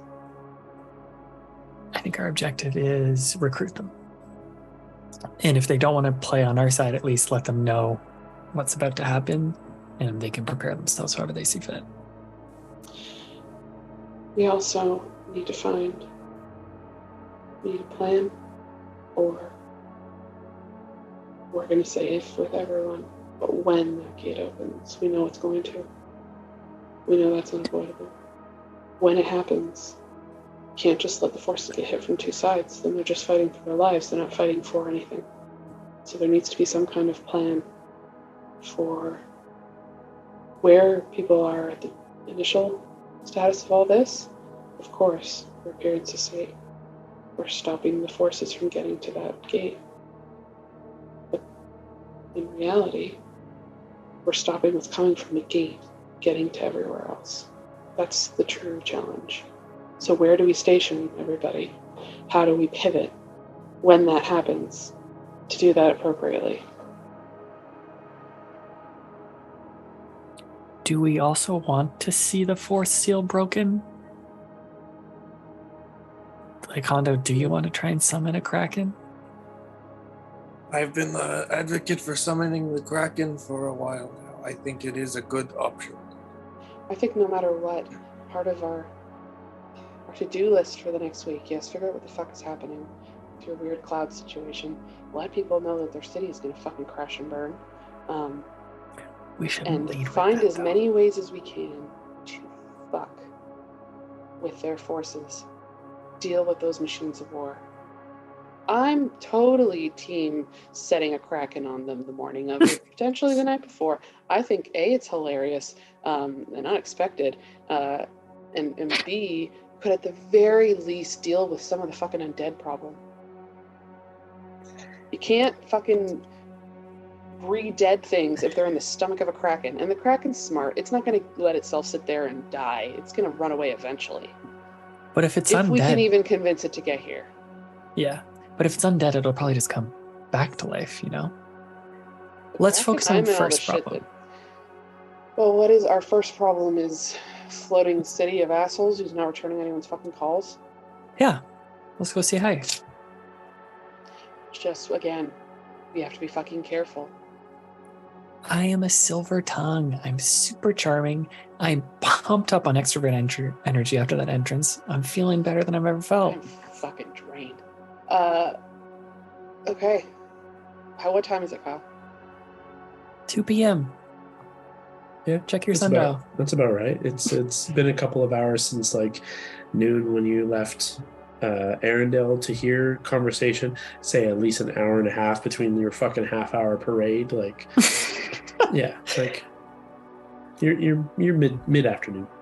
Okay, so our jobs are figure what the fuck's happening there. Maybe that's the rest of our day. Maybe it's a two-parter and we resume tomorrow. Fuck with shit in Castirian. We have oils of etherealness that I know ghosts are a fucking problem. We can either use them to get into this city, or we could use them to get into Castirian and fuck as much shit up as we can. We could use them to get into the really bad, scary place. You want to get into where the fourth seal is? No. To what end? No. Oh, I don't know how etherealness works there. On another plane, we'll have to think about that. We could research we also found out that there's a certain point where anything you do before that just goes away. That's right. That's right. So we have to be careful there. It also takes 10 minutes to put on. We got to make sure that there's like time. Your oil of etherealness only lasts for an hour anyway, so like putting it on before going through travel would be useless. Like I guess you could circumnavigate any like potential encounters you'd get leading up to a certain point. But yes, there is like a transition period between Cania and Nessus, where any previously established kind of wards and magic on you is purged away. Now, certain things I'm just going to straight up tell you, like things that are part of like your kit of like your magic items, stuff like that. Don't worry about that. Like Val's wings, like that wouldn't go away or anything like that. It would literally be like if you had bless on you, like bless is gone, or if you had a death ward may go, like stuff like that. Or like Jesus, what's it called? Basically, spell effects will be purged. Yeah, okay. And maybe like potion effects, like if you had a giant strength potion out. So the case is really tiny. That's something else to do, is to figure out how we're going to fuck up Casterian as much as physically possible without being there. Because one, we're expected to, right? It'd be fucking weird if we didn't. It'd be weird if we didn't try, and we don't want to give anything away. Two, the machines of war, we got fucking nothing here. We got a bunch of people on horses. Great, they can do a lot of cool things. Not the shit that we know that those giant, crazy-ass machines on wheels can do. So as much as we can fuck up there, the better. 3, fortifying our position here. They mentioned trenches. Hondo, you got fucking explosives, and I have knowledge of how to use them. You also keep talking about using this really fancy like spell thing that can explode, that takes an hour to do. You can do as many hours of those as you would like, all along these trenches. Glyph of warding comes with a gold or diamond or dust cost. There's a material cost to glyph of warding, so keep that in mind. But I don't disagree. We still have some money left, so we can figure that out. I mean, if it's a gem cost, you have to consider that. I think it's a gem dust thing, so just keep that in mind. So you have to check how many. Because are there limits to how many glyphs you can put? It's your 3rd level slots, so how many you can do those a day, plus the material cost per day. But it's literally, like if you can just place them, and you can do 100 square feet of them. But depending on what conditions you put, like if something lands on it, like a leaf lands on it, and it just starts setting off a chain reaction of explosions before the time happens, like you gotta be careful about that kind of shit. But if you put them in strategic positions, and with specific and with specific conditions, like you have to read up the spell specifically. But if you're smart about it, it's a really good prep spell. And if you have the material cost, all that shit. But it's also a 3rd level, of which you have a limited number per day. Right, so that's why it's like one of those things we have to start preparing in the next few days so that you could potentially have as many as you want. So again, to-do list, figure out what the fuck's going on with Crazy Floating City. Fuck up Casterian, cement our positions here. Those are our 3 options. I guess the 4th is figure out what the fuck we're doing and what our plan is for that day. We have to do that that's easy. Quiet, where no one can look in on us. I guess that's just number 5. That's just jazz, baby. That's just game time decision. You keep saying that, but we have to at least, the very least, know if you guys need to save any of your very fucking specific spells to get us out of Dodge. That's big. So, today's plan is go figure out what the fuck's happened with the city. Ding, ding, ding. Let's go visit the floating city that's really, really shy. Okay. All right, I'll fucking call Mira back. Fern, I don't know. I just checked in on him. He said he was like picking flowers or something. I don't know if that's what Mira's doing too, but you actually check in with Fern, all you hear is snoring. He's just taking a little nappy nap. I think he's by the ocean. It's like a constant tide sound. As you kind of turn back, Malcolm just kind of inquires, so what is your next step? And is there anything you need from us? Right now, we're going to figure out if those fuckers are friend or foe. Okay. At the very least, do a little looking in on, and we'll regroup from there. I've already made my cautionary warnings, but I trust you. Whatever you deem necessary. Hey Scott, have you used your feature of your sword that lets you learn about shit on this? Think about it all day. So we learn, listeners and party members, that there's a hidden thing with Aetherius where it can store a spell up to level 5 or spell slots up to level 5. It essentially functions as a ring of spell storing as well, like as a secondary effect of the sword. It's just the not whole what I was thing. We talking didn't about, we but that's didn't also realize close by. it in the Oh, what were you talking about? I You're can't talking remember about what the your legend spell's lore. called. Legend lore. To Oh, learn. I don't want to do the exposition machine. I want to keep moving. Let's I know, go but to Kyle the can just city. be like, yep, it's this 6 things. Fuck it. Let's just go to the city. I don't know that you would get anything from that a legend lore here anyways. I'm just double checking if we've learned enough, I think, from it, but I was just double checking if we still have it for today. You do have, like, If obviously. specific we need it. Yeah. Absolutely. Okay. If it comes out, but in this case, to specifically the city, like I'm pretty sure you've learned from people who know enough information about the city. Like I don't think a legend lore actually provides you anything of like actionable intel, honestly, in this case. Cool, that's fine. But there's other things potentially that it could. I was going to ask Malcolm, just to clarify, have we been monitoring the terrain and the ground and knowing that the Vow will love to use secret tunnels and get places? In truth, no. The most underground delving we've done is down below the city with Alexander and Arthur specifically. Went below to where the gate is, but it appears to be a singular cavern, relatively large, but it didn't appear to have any tunnels or chutes at the time. Of course, that was 3 or 4 days past at this point. Could be worth talking to the Red Main guards just in knowing that they're It's very astute. proficient. Yeah. We have noticed a number of tremors as Arthur or Alexander was able to mention to you. But it was deemed by Master Eli I can't recall exactly how he phrased it, but a coming force that seemed to be focused on the gate itself. Its power, so to speak, emanating out. Makes sense. The 3 seals down, the 4th is peaking at this moment. It was more or less what we surmised. It didn't appear to be, some kind of dig underway beneath our feet. But in truth, as you say, this Vow are capable of treacherous things. The mountain range alongside Casturian as well, wherever it runs or may have run over time, maybe that's something to ask others about as well. We have intel that it leads to Underdark. It is one of the reasons the Griffin Cavalry and the Champions Guild, alongside Baldora, Lady Baldora, are being monitored before they make their charge here. We're trusting them to keep our western front safe prior to Casturian. Well, we should be off. Excellent. Most days, any of us can be found within the structure. However, all of our personal tents are open to you, and ourselves available to you at any time. There's not a lot of sleep happening these nights. We're awake most times. If you see Elias or Daisy, my sister, she's the daughter of... Yeah, I'd love to see them for dinner tonight if we're back. If I manage to... I've yet to make their acquaintance personally, but if I manage to in the coming hours, I will be sure to send them your way.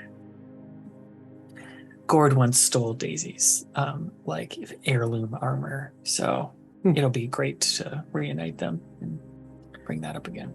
I can't say I'm particularly surprised. Neither am I. Well, best of luck. Walk outside. Fern, what are you doing asleep? Wake up. Just rolling around in the grass.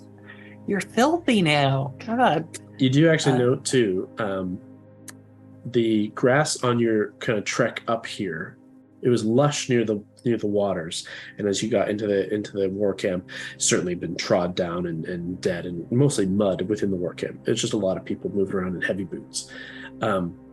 Fern's fur is covered in dead straw-like grass. You notice here, and as you kind of begin to make your way out of the camp itself and kind of getting a lay of the land, any vegetation, any life around here is is withered and dead down into the valley, and kind of anywhere you can see. It's dry, cracked. Not quite lifeless, but near. Plan. Fern. I can take 2 people with me. Well, I can take 1 other person with me. We go up. Mira's still good for a little bit. It's 2 p.m. When did you first go in? She's permanent now. She's good until she goes. Wow, sick. Tight. So you can take 2 people, and we have a carpet that can take 4 people. So we're set. We just have a huge goat that we have to decide if we're going to bring with us. We're not expecting a fight. Yeah, do you want to bring the goat to the floating city? Sure. Just don't know how. I just don't know how we can do it. Like a polymorph him. I would say it's probably a polymorph situation. I mean, we got spells. We got spells for days. Mm-hmm. Is there any way any of us can think of getting an eye on what's up there before we physically go there? Can we go invisible? I don't know that we got enough spells to do that, man. Don't we have the cloak? A cloak of invisibility? We don't have an invisibility cloak, Harry Potter. I thought we Mordenkainen had one. You We have don't got one. spells. I You have a think you're cloak the of only one who has stars. invisibility now. Yeah, you have the robe of stars, you have spells for invisibility. There's no cloak. It might be wiser, like we're already going into their city that they've tried to cloak and hide. It might be wise. I don't know if we want to be that covert. Oh, I have an idea. Hit it. I need Purple, an hour. purple fucking worm. No, but I need an hour. I stole those, ripped off those goggles from the general. What are the goggles? Do? Lets you see through illusions. Ooh. Isn't it blind sight? I don't remember what the fuck it is. Where is it? Is it true sight or blind sight? I'm trying to find it. I can't find it in my... What is it Goggles called? of asshole. I think I couldn't find it when I tried to add it to my inventory. Oh, because it's called predator sight. Predator sight glasses. Oh, is that what it's called? Yes. You have blind sight out to a range of 60 feet. Never mind. It's not going to help that much. I mean, it's not helpful, but it's not true sight. Putting away the Not true goggles. sight. It's not true sight. It's blind sight. So Okay. through heavy, like anything that would be obscuring to your sight, you can sense things within, as if you would, like a creature who doesn't need to see, who sees through echolocation style things. Okay, well, maybe not today then, because we want to get moving. But it's good to know that that's an option. It's just attuned. That's the only problem. So I'd have to drop probably my shield to do it. So it won't be it's a sneaky into things option. Okay, fucking never mind of that. We could scry on some shit, but it doesn't help if we don't know what the fuck we're scrying on, and I would not be surprised if this is an arcane city if they have wards against shit like that. That's fair. So we fly at it. I turn Keith into his owl form. Brawley can ride on that. I ride on Fern. Deal. Hondo and Gord on the fucking carpet. Mary on the... It's just like a squadron. There's a full-on squadron. Okay, you guys take off in your group of Let me burn that spell. assorted flying menagerie towards now that Hondo and Valentine, you have kind of spotted the oddity in the sky, and at a certain point, like halfway up as you're kind of flying, which is relatively quick, you're moving relatively quick into the sky. It's not actually like the circumference of this ring, of this ridge, it's not large, it's not huge. The city too, now that you're getting up and over the ridge and over the city, I wouldn't even call it a city really. The ruins are more village, small town. There are maybe 20 to 30 buildings all said. It's and many of them are left to like the foundation. It's not a particularly large city that is Thaluna, or was Thaluna. But as I said, Valentine and Hondo, you guys have already seen the city. You can now kind of pick out the oddity in the clouds, and Mary and Allie and Gord, with kind of the two of them leading the charge, you all begin to see this cloud that seems to be moving faster and in opposition of the other clouds as it begins to kind of continue the circle around, following the line of the ridge around the Luna. But it looks from the bottom, it looks like several like kind of fluffy clouds, kind of darker. And as you guys get higher and higher into the semi-sparser cloud top through the haze of smoke and other cloud, you notice as you get closer, it's cloud beneath, and then it continues up to a cloud, almost like a dome of slightly darker cloud. And you don't see an actual city. You kind of get up into its space past that first lower layer. It seems there is cloud encompassing the whole thing. Let's try and swoop closer. I'll just like motion everyone to try and see if we can get close to that top dome part. Yeah, that's Sure. not fucking suspicious. Sure, clouds absolutely just form a creepy magic. It's upside down magic. bowl. I'd Come like on, everyone man. to make, you can either make Arcana or Perception. Actually, sorry, let me look one second. It's going to be investigation checks at disadvantage or Arcana checks also at disadvantage. Good. Perception or Arcana? Sorry, investigation or Arcana. Okay, I'll do Arcana. Do Disadvantage, though? Investigation. Disadvantage across the board, given Fuck. the heavy kind of cloud cover of both the city of this thing you're trying to investigate and Son the of a surrounding bitch. sky. It's very difficult to kind of gauge. First roll 7. Okay. First roll, nat 20. Mm. Second roll, 18. 18 total or 18 on the die? 9 and a 18 total. 7. Problem. So that is my investigation's good. So just let me do some math. Honda's minimum 10. So Yep. So I'm 24. Nice. That's pretty good. I got a 7 on investigation. okay. 7 plus 17. Your braids are just hitting you in the face, I probably. think I got a 21. 21 and Investigation. Gord, investigation or Arcana, your choice. Isn't Gord's Arcana shockingly low? Isn't this something we learned? It used to be really high when you had the book, and then without the book, it's been nerfed. That's it, I think. So what'd you say, Arcana or Investigation. Arcana or investigation, Investigation's but your both other of them option. are at disadvantage. Both. Arcana So- is +1. Investigation also +1. Oh. Jesus. I'll do Arcana. All right. Ooh, 9. Okay. I will be honest. Not your greatest rolls across the board. Disadvantage will do that to you. Let's see here. Give me a perception check at disadvantage from Keith as an owl. So as an owl, it gets Cool. advantage. So straight roll perception with a giant owl stats. 9, 5, 8. Scott's got that. And I would like a perception check at disadvantage from Fern and Mira as well. Okay. So add +5 to your d20 roll, Brawley. So that's 11. Okay. 14. Good job, Keith. He's not used to it. And I have +4. Let's roll this.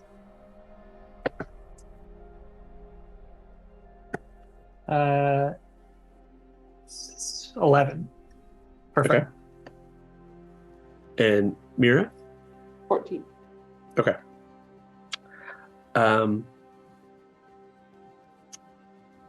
Not great for the mounts, y'all. Not great. Not great across the board. So here's what happens. Trying to you at a distance, you can locate the difference in this cloud and how it is moving in opposition to the rest of the clouds, and it's odd. It's very easy to track. As you get closer, it begins to lose that separation, and it's very hard to distinguish it from the other clouds. Utilizing Arcana to try and find those thin veils of magic that would give you that edge. You can almost sense a heavy presence of magic, both Gord and Valentine, but it doesn't kind of aid you in this search. It just seems to be all around. It seems to be overpowering your senses. That it doesn't help you. And the rest of you given the heavy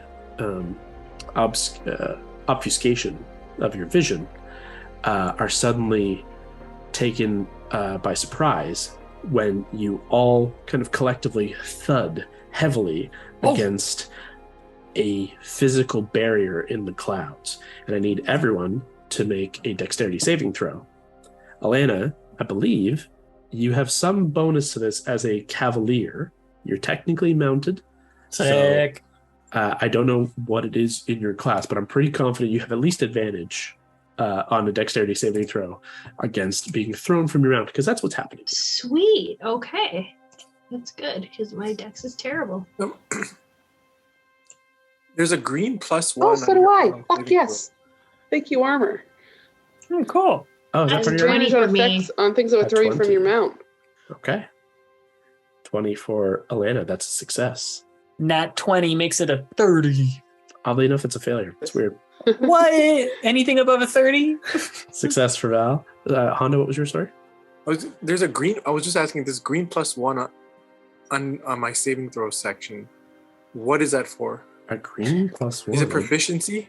So mysterious. No, it probably means that it automatically is adding a +1 to It everything. says +1 on saves in my saving throws. Yeah, So it's just added that. It's already added into yours. It's one of your magic items. It's from your Robo Stars. Okay. It's just kind of telling you that.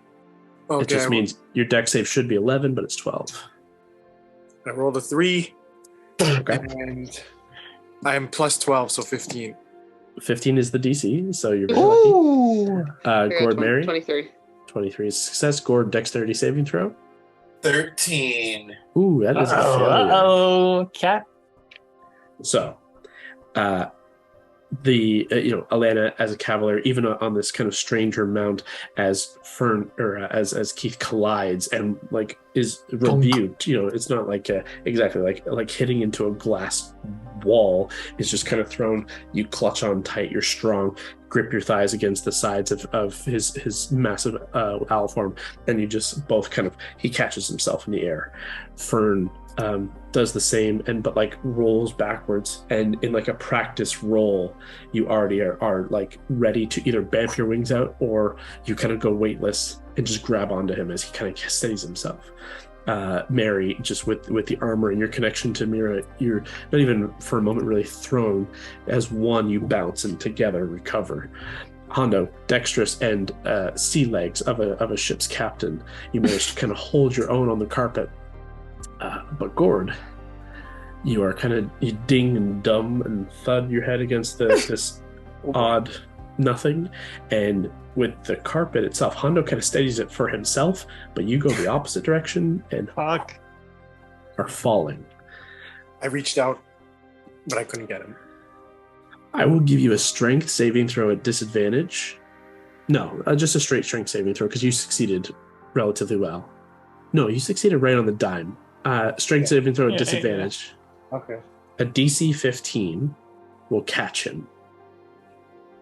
Okay. Just think of that painting where we're the two guys. The two hands. Think of God and... Except one's a cat and one's a fish. So first roll, 14. That would be a success. Come on, roll better than that. Second roll, 11. Plus? And it's strength save, you said? Yeah. Oh. +4. 15. Oh my god. Hondo, by your sea legs, you just balance yourself on the carpet as you feel the weight of the carpet kind of lift, and you turn and just see Gord just slipping out. And with one hand you dive the carpet, and with the other you grab hold of Gord, and there's you do a bit of a turn and a barrel roll and catch him with the carpet, and Gord is kind of splayed out on all fours on the carpet, but nonetheless saved. You dive down 15-20 feet, but the two of you are safe. I know you like to do a lot of edging, but not today. What are you two doing back there? I'm gonna put my hand out where we bonked. Does it feel like rock? Does it feel like a force field? It feels like glass. Oh, guys, it's a fucking one of those invisible wall shit again. Is it curved? It's you gather it's too difficult, too large to gather curvature at such a small. Like you have to travel with it to see. Oh, am I moving? But just at a touch, sure. I could be an asshole and try to get rid of it, but I'd have to roll. I'd have to try really hard, and it might not work. It could be really rude too. Yep. We could just try to go a little fucking higher and see what we're seeing. Try to get above the clouds. Yeah. Let's do it. Okay. You just want to try and trace the exterior? Yeah, let's just get a read for it. Yeah. You're all flying. It's not particularly hard now that you have a hand on it. Each of you kind of in this weird line feeling through the cloud. You follow. It does indeed curve, and you fly up and over, and you find a dome. And you kind of loosely, I'm going to say loosely, at least get one side, one arc. And then underneath, it does flatten. And there's kind of a flat bottom. And you can see the edges. Pardon me. The giant snow globe. Kind of. Pretty much. Shrouded in cloud. I will say, as you've had extensive time with your hand on the cloud itself and flying through the air, there are not parts that necessarily there are not parts that part the cloud. There's no thinning of the cloud ever, and the cloud does not respond. The cloud does respond to your touch and movement. It is real cloud. It's not an illusory cloud.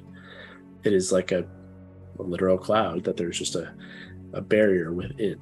So as you kind of move, there is like moments where you can almost see to the barrier you're touching, and like you can see the arcane, like where your fingers trace a faint kind of bluey green, like teal energy traces where your fingers touch before it's swallowed by cloud again. Not long enough to get any kind of look within, but it seems like real cloud, real whatever, real fake cloud. Cotton candy. Alright, what's our fucking play here? I'm almost just gonna fucking knock. I will cast Tongues on myself, which isn't concentration, but I'll just touch Ethereus and channel that like ability. Easy enough. You are covered in tongues. God!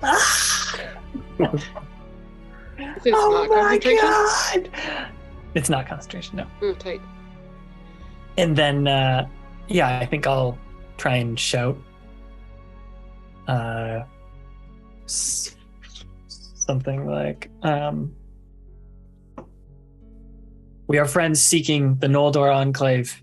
I myself and the Warden of the Fae. We have met with the Sylvan Synod. We mean no disrespect, but seek audience with those within. I was going to ask, do you want a persuasion or intimidation check? But it seems more persuasion. Yeah. So open the fuck up right now. It could have gone Not that way. Not that. Go ahead with persuasion if you don't mind. Really good. 36. Okay. You make a persuasive argument, and it is bold. You sound regal. You sound like you know what you're talking about. Your confidence is exuding, certainly bolstered by a parade you just went down on. And yet, a minute passes, and then 2, and then 3, with no response. This kind of feels rude now. Either they're assholes or everyone's dead. Everyone's dead? I don't know. I could try and heard teleport. or seen from anything from them. I could try and dimension door inside this, but you don't know what that would do. Try to dispel it, but it's a giant fucking tome. I don't know if that's gonna work. Do I take someone with me? You're someone with you. Typically, well, I guess Fern is too big. Never mind. I was gonna say you dimension door with Fern. You know how it curved up? Yeah. Like, could you land on the top of it? You guys could stand on top of it. Yeah, absolutely. I have a dimension door because Hana gave me the gem back and it never got used. So why don't we land on top of it, or at least Fern will? Okay. Yep. Where are you going to do? Oh, you can fly. That's right. I was like, where the fuck are you going to dimension door to where you don't just fall? I can't fly anymore. Oh, you can't. How long does it last? An hour. Between. So are you just going to dimension door and fall? We don't know where the inside of this place is. I'll give you a check because you did basically do a full circumference. You have a rough idea. You've touched the full city. You have to guesstimate. You have to make a check for it, but I'll give you an idea. If you wanted to try and dimension door to like the ground level from wherever you are. Yeah, let's have fun with it. I'm a level 18 character. Let's fucking go. Probably you want to get into this dome place with me? Yeah, let's go. Okay. So you're planning to dimension door. Do you want to like what's your dimension door plan? I was thinking we land at the top. I get off Fern, grab Raleigh's hand, dimension door, and try and get to the bottom because we can't see through these clouds. It's not like I could choose buildings, so I would just try and get to where we think the bottom is, the floor of this. The base, the road, the street, the level of exactly. I would go base and then go 6 feet up in my head and just try and. So, if you want to attempt the check to understand the level of how big the city is, using the circumference of what you did, make a survival check. Can I ask one more question? Yeah, of course. Gord or Hondo, do you have spider climb? I don't think I do. No. Or do you have spider climb? I don't know if he still does. Yeah, Gord used to. Check. I don't think so. Your spells? Was it a druid spell? I know you used to have it. Wait, was that? I think I switched it out. No, I don't think so. Core could always far step into, which is another plus if we needed him. But yeah, I'll try this. Let's do it. Okay, so before we continue with this, are Hondo, Gord, and Mary, are you guys going to stay up at the top while these two go into this, whatever happens here? Well, we're not sure if it'll work, but are you doing anything at the same time? I'm just going to stay on Mira and just try to listen. Okay. We're at the barrier right now, right? Yeah, so if you think of the top of the dome, which is not like at an apex point, like there's no like you're not going to start slipping off. It's a big place, so like it's wide enough that you can stand comfortably. Though it's weird to be like slowly like traveling through the fog atop a cloud. It's like what's his face in Smart. What's the little cloud motherfucker that picks you up in Mario Kart when you like fall off? Yeah, it's great. Great call out. I don't know his name. Survival? Yeah, we'll get survival for you, Scott. But Kev, what was your question, sorry? Could I couldn't like do an investigation just to see if there are any vulnerabilities or. You certainly can. I would call it investigation at disadvantage or arcana straight. Your choice. I'll go with the disadvantage. Okay, investigation. Go ahead. Okay. Scott, what was your survival? I got 10, but when you make an ability check, you can spend 1 use of Bardic and roll the die. So I'm going to do that as well. Okay. Seems like a good time to use that. So my Bardic first roll 16. Now That's 12. Second roll 10. Okay, so your lowest investigation. So just 12 now. Just added 2. 14, 24. 24. So 12 for your survival total? Yep. Okay. Hondo, with relative confidence in your kind of circumnavigating with everyone on this and just feeling it, there doesn't appear to be any give to the barrier itself. It's not, it's not bubble-like. It's not like glass either. Like as I'm describing it like glass, it doesn't give even the slightest. It is a solid barrier. However, it feels like you've felt like a wall of force. That same kind of a force field, if you will, but that same planar force that is relatively thin, but is near insurmountable by many different magics. And obviously a very powerful level of magic here because it is surrounding a very wide city or very wide expanse, I should say. And doesn't, as far as you understand, have anything to stop it from working. Like it's been up this whole time. So you're not sure the exact mechanics because you can't get inside, but doesn't honestly seem to have any vulnerabilities other than it acts in the same way a wall of force acts. With a 12 survival, Valentine and Brawley, you want to go as best you can to just above ground level here. Val, you're confident. I got a pretty good idea in this. And you cast Dimension Door. I need Valentine to make a... I think it's a charisma saving throw. You got it. Nice. 29. Solidly. You cast Dimension Door, and you can feel a somewhat familiar barrier to your magic. You're trying to travel something that is trying to stop you from teleporting in. It's trying to stop you from breaking this travel like limitation. However, it's piddly compared to the Lady of Pains. And in truth, you overcome it with great ease. Perhaps they don't see many figures of your stature, or perhaps they just don't expect that many people to try and teleport inside their super dome city. But you just get out of here, and the two of them disappear in a puff of cloud and a couple of rose petals. Now, for all of your confidence, you lack a little in the survival department. Yeah, street smart, book smart. Street smart, and like you were never so strong at math. No, I hated math. Tried to do a radius to figure out the distance or a circumference. Theorem, didn't get it. You missed it by that much. A lot. And immediately, the two of you appear in midair, and you can see what looks like it's not a large city. It's not even a city. It's maybe a small town size, which is still pretty big. But what you immediately notice is inside, it is like almost like dusk lighting, kind of golden hour inside. It is climate controlled, it's comfortable, and you can see that the buildings are tall structures. They are these tall kind of spires all around, and it is a fantastic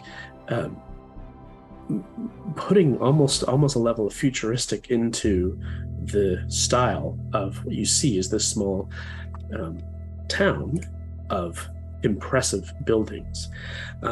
However, you see them from the height of the skyscrapers that you're falling down into as you plummet at least 120 feet. You missed that by a pretty big margin. You went like this to this. This feels like a lot more. Well, my hands are only so big.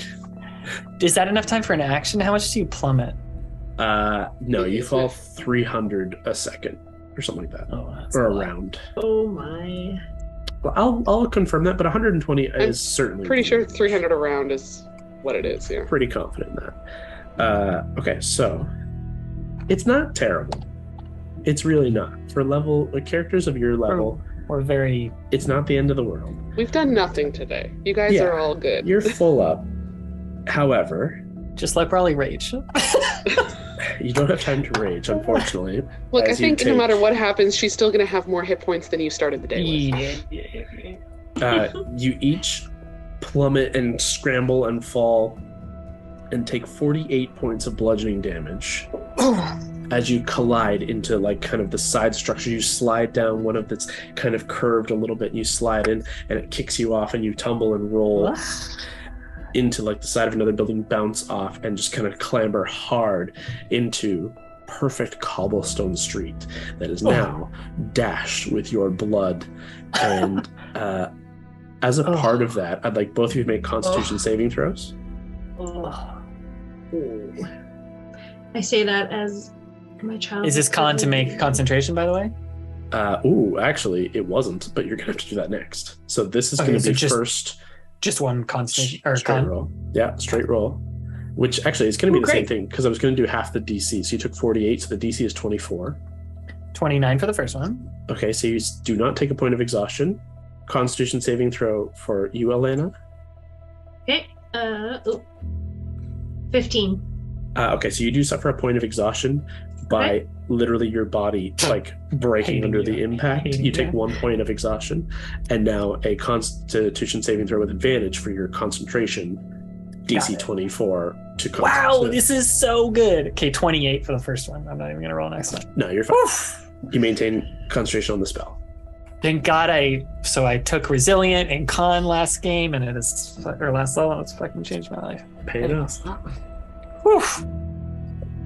I just saved Keith from plummeting to his death. I'm gonna give it like 10 seconds and then go on the earring and be like, hey, can you hear me? Did you die? Mary, you, even with your very powerful perception abilities and insight abilities, you didn't hear a thing from outside. No, that's why I said I'd give it 10 seconds. It was silence. And I need you to make a charisma saving throw. Cool. This is not my strong suit. You have great 13 on the die. No, I don't. 14. 14? Yeah. You speak your message. You guys inside do not hear anything. Okay, either they died or this bubble's anti-magic too. I'm gonna hope for the second one. Oh, inside. Wow. We're gonna start inside. Wow, I feel like that's not what I expected. You both pull yourselves up. Are you okay? As good as could be expected. I mean, we just plummeted 120 feet, so yeah. You landed, Alana. Your nose is kind of a little crooked. Val, you can kind of feel like. God! I think you chipped a tooth, possibly. Oh God! I'm just gonna put a cure wounds on you. Just don't look in the mirror. Don't look in the mirror. Why? What's wrong? No, just don't. It's okay. It's okay. Okay. Yeah. Is my hair okay? Oh, your hair's fine. Oh, your hair's fine.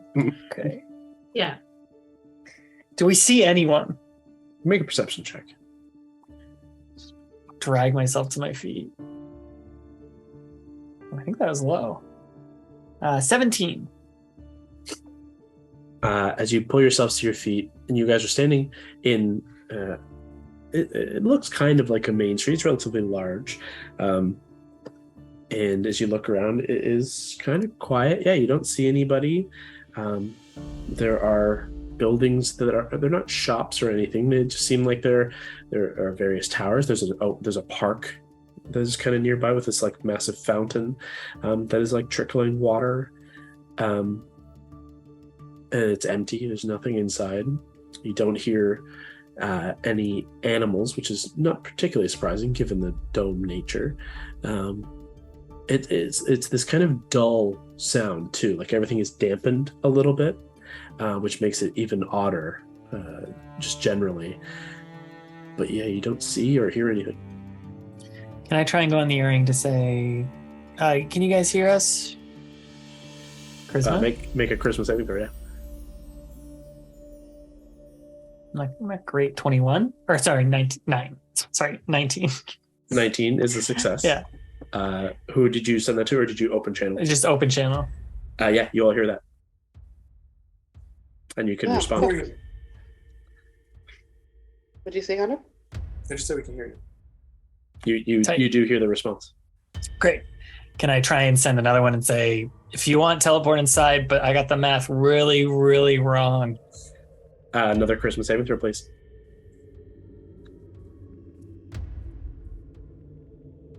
Yes. So now one. It's so good.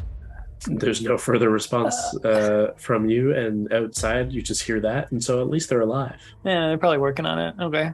However, I want to stay inside for now. Yep. You hear no response. I don't plan to like go inside. I'm just letting them do their thing because the problem is I know I can't get back out because I only got a one-way dimension door. Yeah, so actually I will make that a point. Unless anyone in the exterior wants to jump in and try and do something, I want to keep the action inside for now. Absolutely. I'm going to have, I'll just perimeter with Nira on where I think the floor level is. Okay, so you're going to take off from the top of the dome. Yep. And try and stay level. Okay. That just to track where everything is, and that's it. So I will say, yeah, for Hondo and Gord, if you guys want to just toss in and say, I want to do this, just do it at any point in time. Cut any of us off, that's fine. Or throw in the chat that you have an idea. And maybe that'll pause us. But until such time, Alana and Valentine are inside what appears to be an empty city street of a pseudo-futuristic city. Let's prowl around and try and find signs of life here. Okay. You can either both make investigation checks, or if you'd like to try survival, would give you like signs of life legitimately, like literal tracks, movement, and things like that. Perception, just to try and hear if you hear anything. All the options. Yeah, I'll do perception. I'll do perception, try and really listen here, see if I hear anything. Whatever check, Alana, you want to make is unfortunately a disadvantage given your exhaustion. 17 I'll do again. survival. Okay. And 17, Scott? Yeah, for perception. Okay. Oh, awesome. 19 at disadvantage. Wow. Nice. Great. First one was 26. Wow. I can hear you. I'm just going to quickly go pee, but keep going. Okay. No worries. Okay. Okay.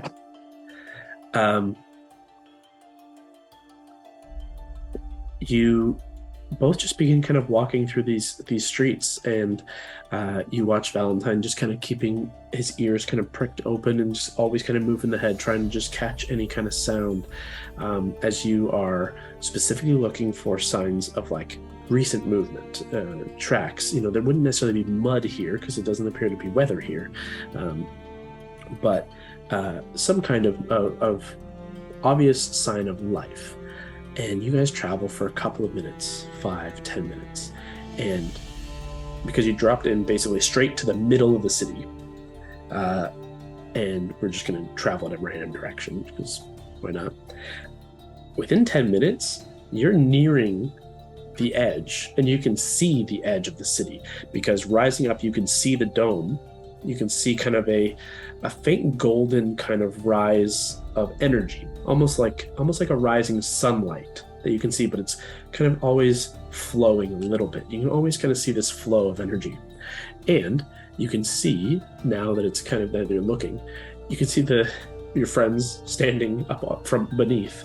You see Hondo's boots and Gord's feet, and you can see the little talons of a giant owl. And you can see Fern's paws as he's kind of laid down on the ground, and they're kind of flattened. His little tummy's all flattened out, and his wings are splayed out. And every now and again, you see a Pegasus with Mary just kind of fluttering by over the city, and then kind of out of sight again as she's just like circling the city. And yeah, within 10 minutes, you're already kind of reaching this other end of the city. And Val, being perceptive, silence. Weird. With the exception of some trickling water in these fountains, or there's no real wind to cause anything, but there's no voices, there's no the sound of footsteps on stone besides your own. Silence, and dampened, which is extra weird. But Alana, you rolled a very good survival check, and at this point you come across a kind of it's kind of like an open, not even a park. There's just kind of like a little bridge that rises over another bridge that goes underneath. And it's just kind of like a series of walking tunnels that seem to connect three particularly similar kind of tower structures, and they kind of rise to these 3 points. And in the middle of the bridge, where it's kind of it's risen to that apex, you're able to see a sign of life of a sort.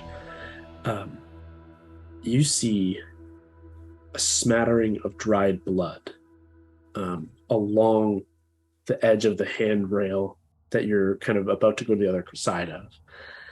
And you kind of follow that, and you see over the edge,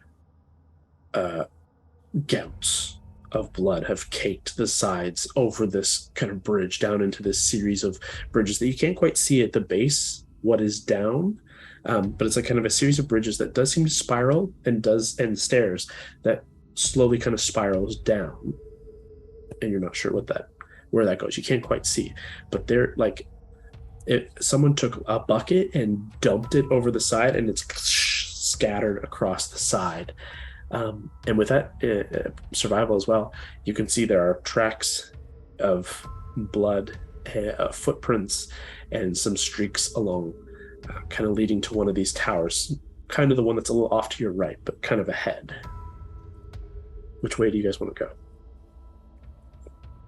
Al, you choose. Do you want the tower, or do you want to go down to where the buckets of blood were spilled? I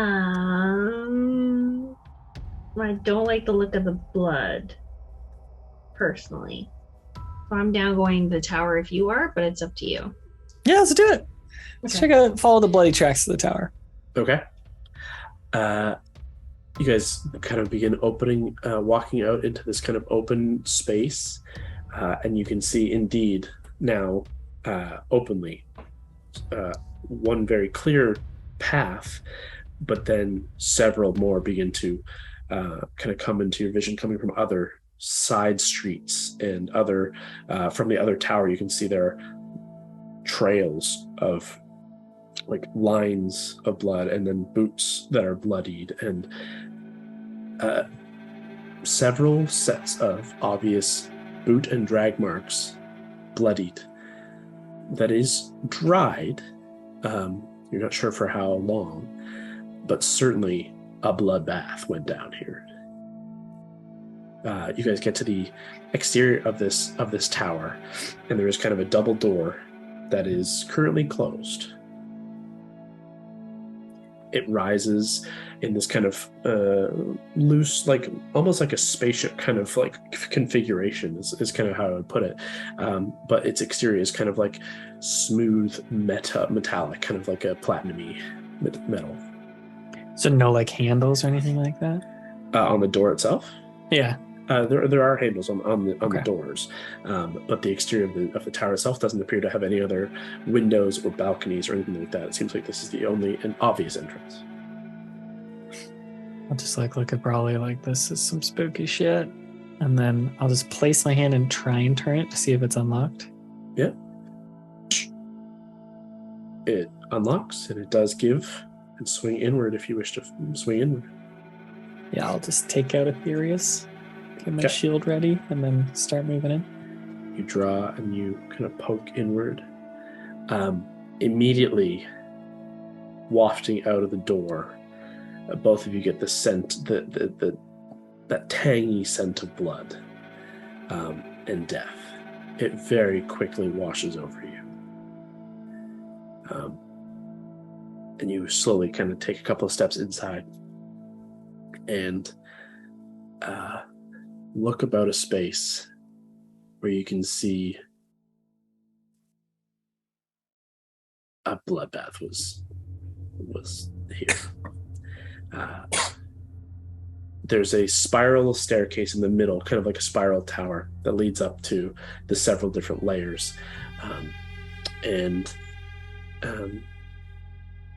There's a kind of like a small like sitting fountain kind of right on the other side of it, and a couple of other things off to the side that are just like, it was a set of chairs, and there's another like sitting area on this one side, and everything here is just doused in blood. You can see scorch marks, you can see chips of broken stone. Looks like a statue has been shattered, and it's just kind of laid out.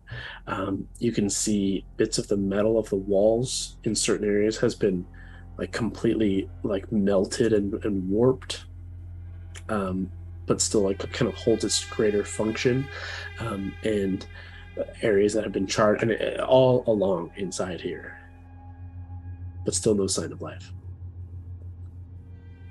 Like not even bodies, it's just all the damage and blood and everything. Yeah. Fucking weird as shit. But it was leading up to the top, so could we like climb those stairs up? Yeah, for sure. Yeah, I'll just like point up and slowly start slinking up, going stealthy. Then both of you guys make stealth checks, sorry. Now 20, so Oof. 30. Okay. Alana, stealth at disadvantage, unfortunately. 20? All right. Sturdy 20, great. Yeah. All Great. right. Okay. Given the oddity of the scene, you guys begin to climb quietly and make your way up in this spiral staircase, noting more signs of blood on the stairs, more effects of battle all around. And you reach a couple of different levels, and you can see same signs continue until you kind of get to the very top, and it opens up into a triangular pointed room, and the walls are open up as just windows that are open out over you can see the gold of the barrier. They overlook basically this positioning, overlooking where the city is traveling. This appears to be, if you were to think of it as the nose of a ship, this is the front. This is the and point in fact would be the captain's seat. As you see, kind of a table, several chairs, an operating panel of gems and things like that, and this pseudo control panel of what you've come to see. Honestly, it does kind of resemble an airship in that manner. We were on one once. Yeah, twice. So like it looks about right, but it doesn't make sense that this whole city is an airship. So at least it's a control panel in some capacity. You're just not sure it's its full extent.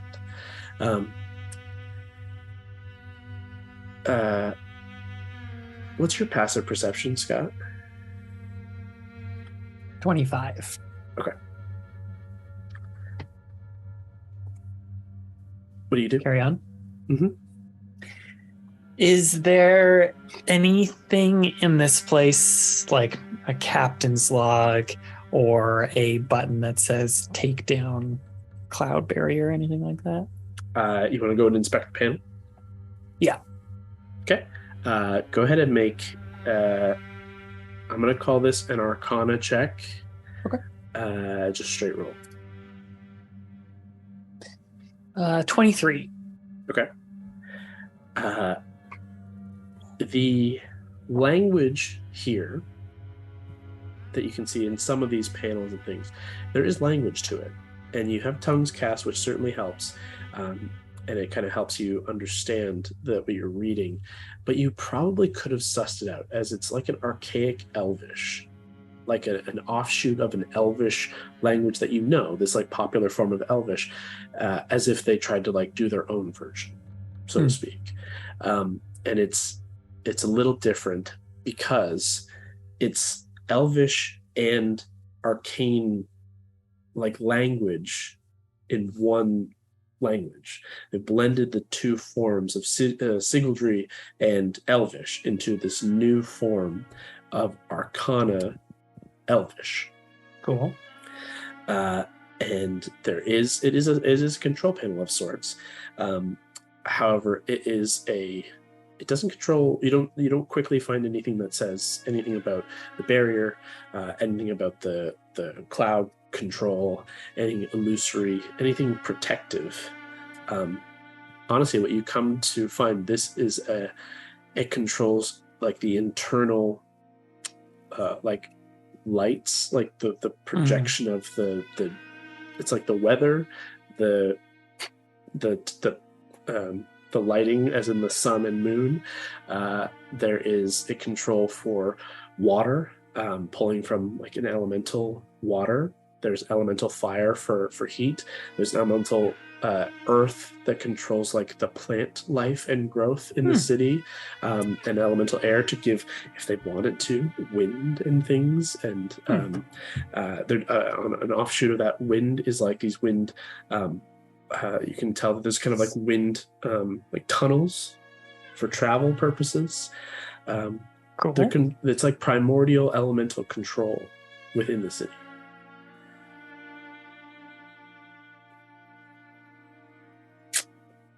It's like super crazy futuristic technology and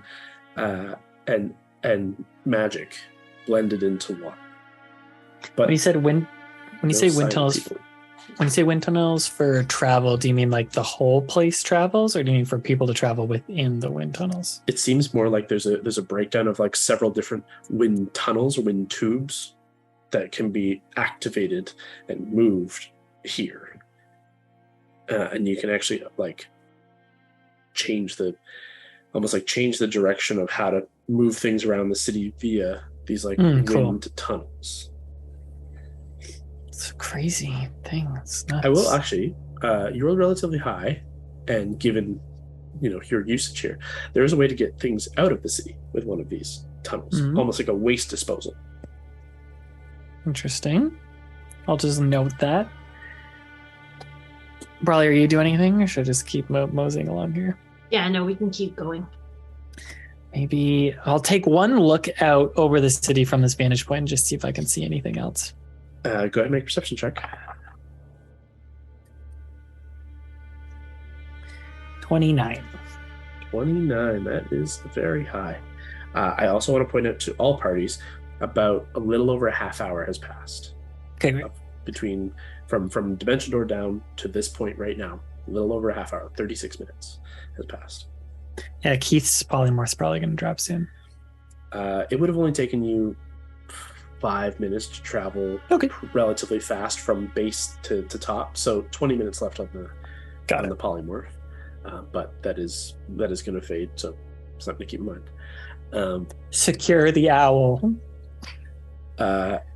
Sorry, what did you guys want to do next? You did a 29 perception. Looking out over the city.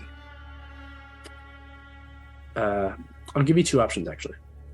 Do you want to look from the tip of the kind of where you're at, this like captain's like overlooking the city? You can see quite a ways from this elevated position, and it's almost as if there's nothing obscuring, like all that cloud is gone, right? So you can see quite a ways, and you can see down to you can see the Luna, you can see the war camp, and you can see beyond from up here.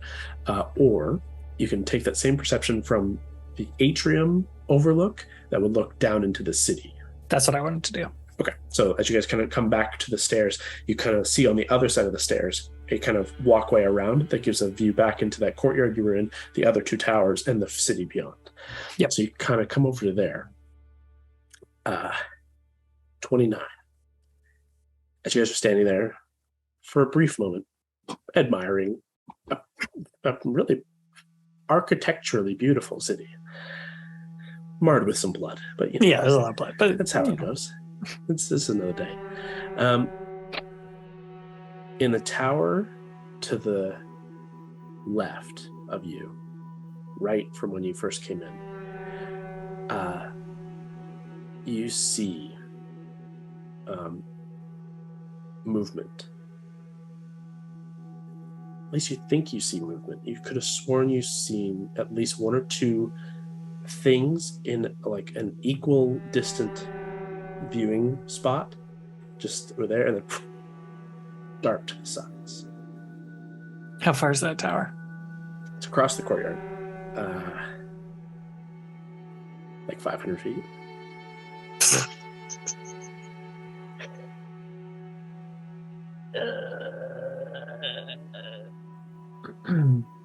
Like, you want to get crazy? You want to rush in? Let's fucking do it. I will grab Brawley's hand and start tugging her to get as close to that window as I can. And then, is there a window there? Yeah, it's almost like identical kind of viewing platforms. Just as we get almost to like shatter the window, I'll cast Dimension Door. This like rosy little hole appears to like push us over where that was. Yeah, and there is this kind of shattering effect as you travel across into the other space, and immediately kind of land on like almost identical spaces, just now facing the other direction, almost as if you just turned around, but you feel that teleportation effect. Go ahead and make perception checks, both of you. All the times, now one. 10. You arrive in what appears to be an empty corridor. However, yeah. From seemingly out of the shadow, out of the corner, you see two figures materialize as they fire two crossbows, each one at each of you. Sick. Across the way, 3 more. So 4 shots at each of you. Sick. 666. Sorry, 3 shots at each of you. There's 6 total, so 3 shots at each of you. As you see apparating into kind of into air as their shots come to you, your perceptions don't catch them in time to do anything defensive. However, so I was just gonna take it. You have to take it. I mean, you could reaction shield. Obviously, it's still a spell. Okay. I give you your reaction. Although you did roll a 1. I'm gonna think on it. I don't have to. It happens very fast because they were aware of your presence. I'm honestly going to give you no reaction because of the 1. I like it. If it was anything but a 1. I burst in, shield up, sword out. There's a lot going on. I dig it. Okay, 3 shots with advantage against each of you coming in as you see 6 Eldrazi assassins. You recognize the armor, you recognize the half marked covered faces as Revenant Vow have staked claim, made their space known, and now are attempting to cover up more evidence in this floating city of wrongdoing. Okay, against Valentine first. The first one is an 18. No. The second one is a 27. Yes. The third one is going to be only a 17. No. Okay. I need you to make a Constitution saving throw for me. Roger that. 21. That is a success. You take half as much poison damage. You're also going to need to make another con save. In a second. So the first hit you take is 11 points of piercing damage. Okay. Actually, sorry. 11 points of piercing damage, 34 reduced to 17 points of poison damage. Jeez. Okay. And an additional 7 points of piercing damage for sneak attack. Gotcha. And the other 2, one glances off your shield, the other just kind of whizzes past kind of under your hair as you dodge it. The 3 against Alana, first one. That's a 24 to hit. Yep, that hits. Second shot, natural 20. Oof. Yeah. Third one.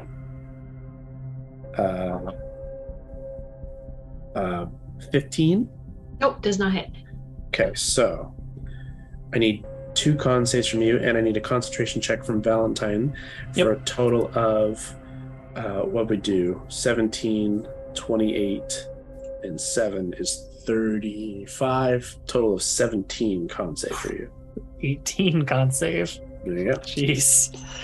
So my 2 con rolls were 30 Success. and 24. Success. Nice. Okay, so half is poison damage, and then half again because you're a dwarf resistant to poison.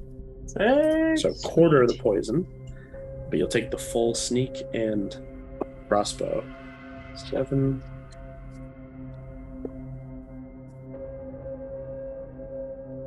And that's going to be 23 points of piercing on the first. Okay, 14. The crit is going to be... Oof, okay.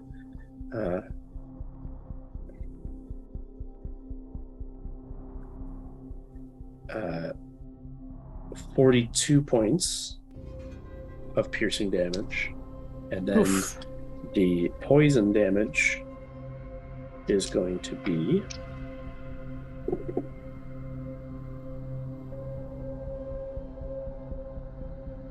16 reduced to 4 for the first one, and the second, which is the crit, is Wow. Okay. Wow. 60 reduced to 30 reduced to 15, which is crazy. Jesus. Oh my god, I'm already okay. So I'm normally 253 minus the fall. Just from now, I'm at 121 already. Yeah. For mortal people, a deadly blow, a deadly Fuck me. strike Fuck from me. the shadows. But Alana Brawlin ain't mortal. So, rather than roll initiative, what do you do? I was thinking of casting Mass Suggestion on them. Okay, great. First response, Mass Suggestion. You got 6 targets. I just am reading it quickly. I have to suggest a course of action. I can't ask a creature to stab itself. Each must make a Wiz saving throw. Wiz 19. I will point I guess- out. No, this is not concentration. Sorry. Yeah, that's right. So I would say something like, let's not fight. There's much we have to discuss before the day is through. Okay. Wisdom saving throws coming up. On the first one, a natural 1. Great. The second one, 10. Third one, a 18. Fail. Fourth one, the same thing. Fifth one, natural 1. Oh my god. Sixth one,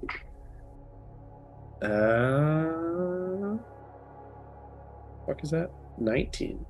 19 is the save, so save goes to them. Save succeeds. So the one on the far right, the one actually closest to you, succeeds. The others, you immediately watch their crossbows in that rapid kind of faction of like stowing and like locking everything away. They stop. They put their crossbows away, and you watch their demeanor kind of shift and change. They step fully out of whatever ethereal shadow they were in. You see some pull their masks down, and the glaze over their eyes as the one who was standing to the right. I want to give Alana a chance to do something before. Fuck this guy up. Fuck this guy up. Bro, you can hit this guy. You can try and subdue him. You can do whatever you want to this guy. Yeah. First, I'm gonna rage because if I take more damage, I'm going to. Yeah, that's smart. That's smart. Yeah. Okay, so raging, and then I'm just gonna try and hit him. Go ahead. Okay. Where'd it go? Yeah, you can get the distance easily. Yeah. 30 feet, no problem. Yeah. 19 to hit. 19 hits. Okay. Do your second attack at this point as well, just so we get both hits. Or to see whether you get both. 18 to hit. Also hits. Okay, so roll damage twice. Okay. First one is 25.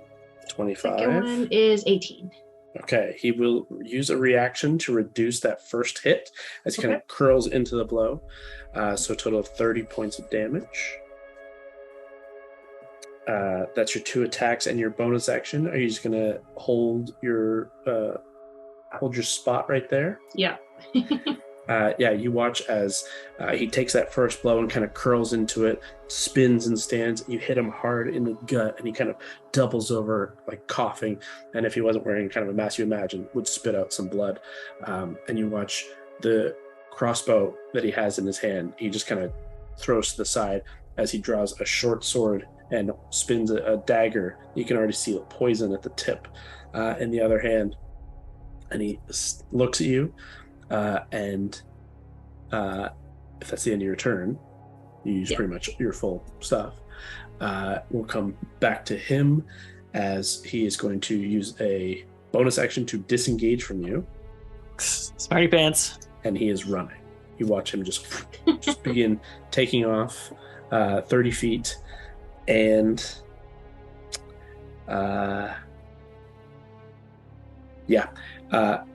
the kind of viewing platform here comes to a point where you kind of come through the window, and there's a open kind of space that leads down below. Then it comes kind of reconnects on the other side to the stairs that lead down, and then on the other side where the captain's kind of space in the other room was. You're not sure. You haven't seen. There's kind of a wall barrier. He leaps over the side and begins plummeting out of sight, like jumps down, hoping to catch on to something. But he is out of sight, and you hear a clattering as you're not sure, he's out of sight. What do you do, Valentine and Brawley? Kind of act simultaneously. Probably just let that guy go. Okay. If he's fucking running that far.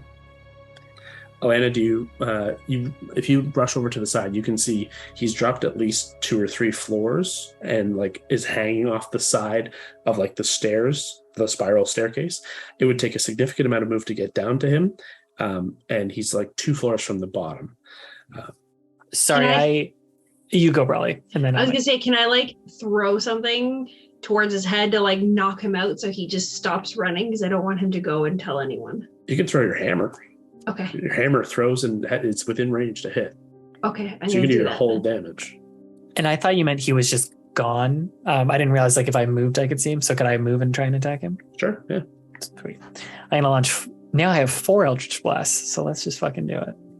Okay. 15 to hit. 15 does not hit, actually. Oh, boo. Okay. As it slams into the railing that he's hanging on, part of the spiral railing, and you see it bend the railing and like dent the railing in, and he kind of holds on for dear life, but your hammer flies back to your hand. You can throw your second attack. Okay. 22. That'll hit. Go ahead and roll damage, and 4 Eldritch Blasts. Yeah, they're good ones. 15 damage. 15, okay. Eldritch Blast? Yep. First one, 26. Definitely hits. The lowest was a 19. All hit. Third was a nat 20. So Okay. let's do 26 first. So that was a 7. Is that And plus this your charisma? Okay. That's all of it. 7, 12. This one will be the nat 20. It's a 1. That's so funny.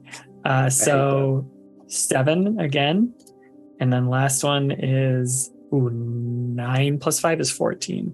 That's exactly how many hit points you had left. Great. I shit you not. Wow. That's so funny. Just with my hand out the window, just firing these blasts down at this guy. Yeah, you lean over the kind of railing and just with Alana's hammer slams into the side, you fire the first one.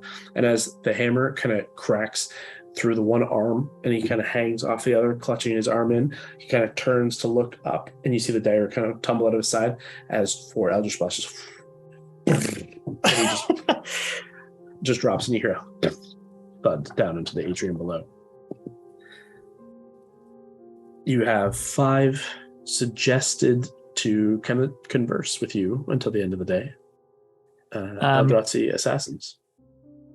Can I try another message outside? As all of this kind of ends, yeah, absolutely. They're not in aggressive action anymore. They're pretty chill. You have to make charisma saving throw, though. 29. Yep. I'll say, it's the Eldrazi. They raided the city. We're going to try and leave shortly. We're just going to interrogate.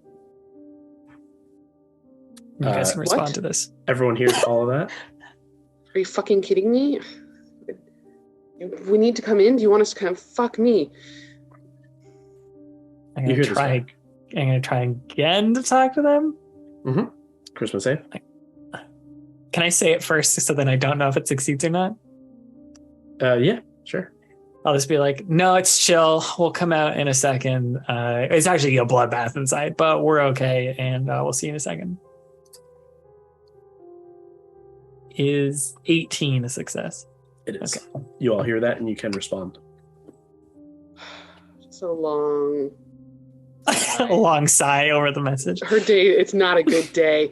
If she could be pacing, she would. That's it. Okay. Let's go speed round interrogate the Eldrazi. Mm-hmm. Questions like, what are you doing here? What's the plan? You get a very rapid and honest rundown of what they're doing here. As part of the mass suggestion,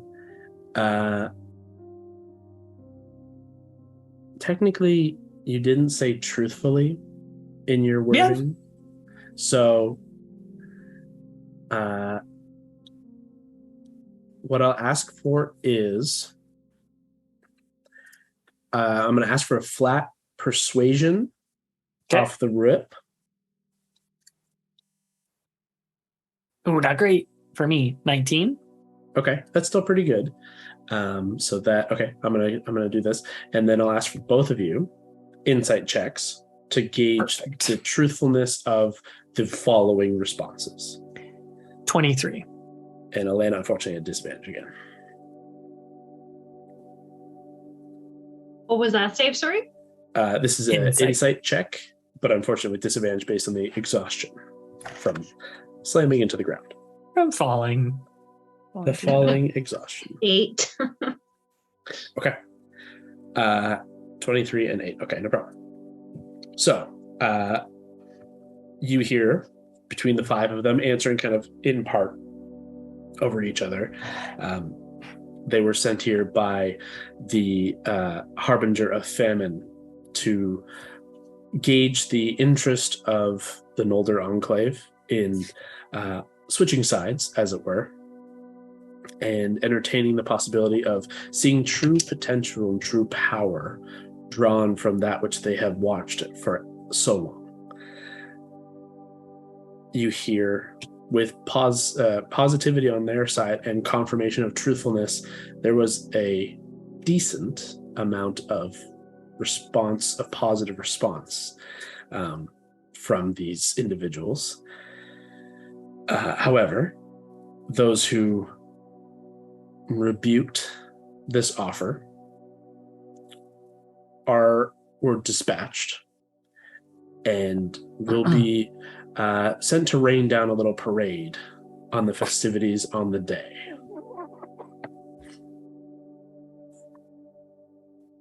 These fucking people. Oh my god. I would ask them something like, do you know how to turn off do you know how to work this thing better to turn off this force field or anything like that? The response you get from these guys is they've not been trained. However, the few of the remaining Noldor in the city are aware. Great.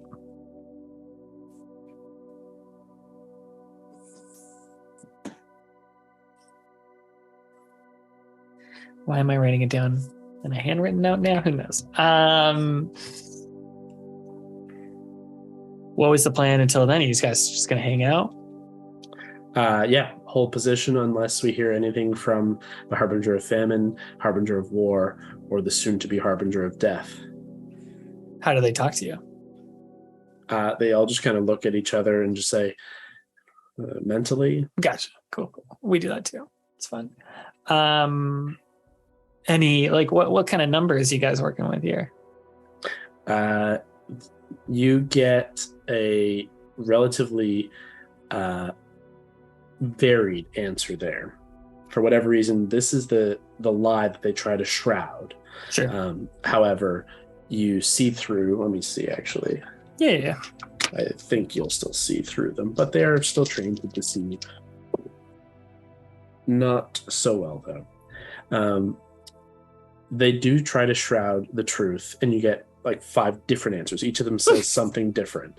But it seems like not a large force. It seems like this was a surprise enough that they want the focus to still be Castirian and the charge forward, but having a couple of assassins waiting in the wings with a couple of extra mages and surprise from the back line is not a small detriment against you, and could be a boon to them in the right moment. You don't get exact numbers, but not a significant force. Small enough that could do damage, though. Great. Were you keeping those friendly Noldors? In truth, they actually don't know where they are in the city.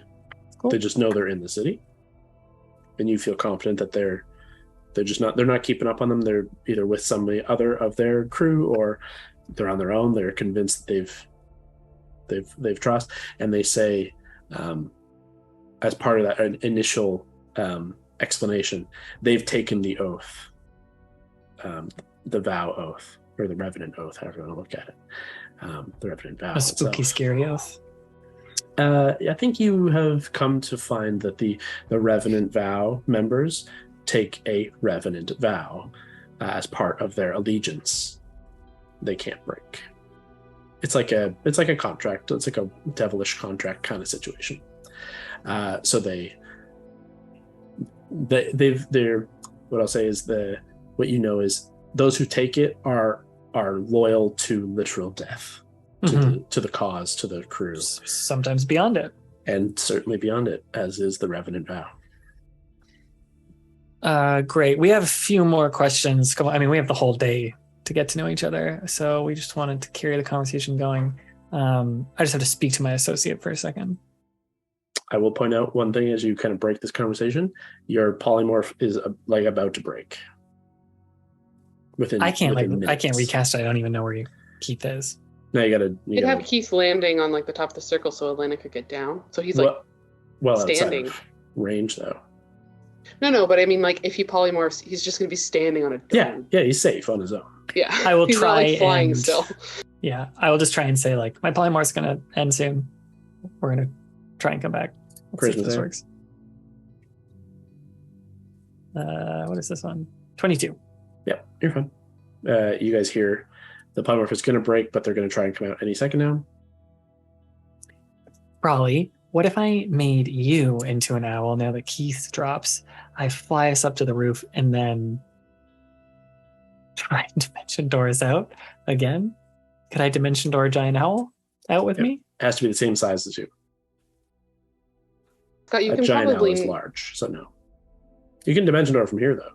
You think so? Okay, great. You just did it wrong. Great. You just did it bad the first time. It's not like the distance wasn't good enough. I don't know if I just fucked it up the whole thing. No, and I will also point out from the top, from the top of this tower. That's true. You're much higher up. You're probably. But like, who's going to catch us? Who's going to catch? I guess I would just aim at that spot.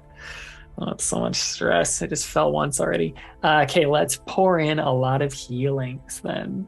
Let's go. Yes. Let's go.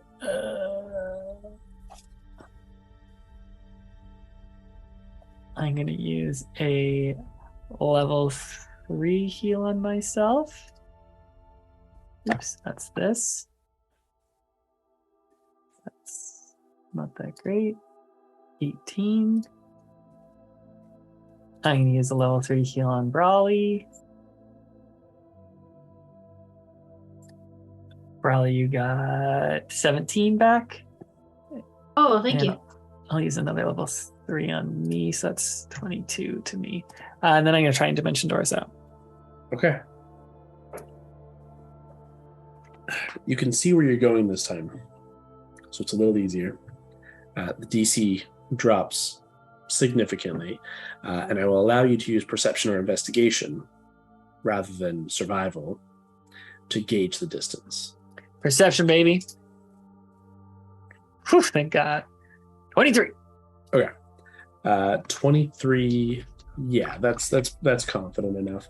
You can see exactly where you need to go, so you just kind of say there. And with the dimension door, getting out of the city is not a problem. You don't need to make a save. Getting into is a little tougher. And at that point, you arrive, boots, touchdown right on top, and are good. Let's pause for a second here. I think Scott's frozen. Can you hear me? We can hear you fine. Yeah, we can hear you. Okay, I'm going to turn my camera on and off. Okay. We back, baby. And we're back. I'm just going to reshuffle you back to your original spot, and we continue on. So you land no problem beside a giant goat who is no longer an owl. Keith. Gord and Hondo are also up there. And at this point, Mary and Mira, you've heard what's going to happen, so you guys can fly back up as well. So, fill you in on everything we heard. Long short, Revenant Vows in the city. They plan on raining blood down. They killed almost everyone except the people that were evil who joined their cause. And so maybe they'll crash the city. So we could try and go in, little mini episode, try and, destroy the city, or we could just come back later if we wanted to. They will know at the end of the day that my compulsion stopped.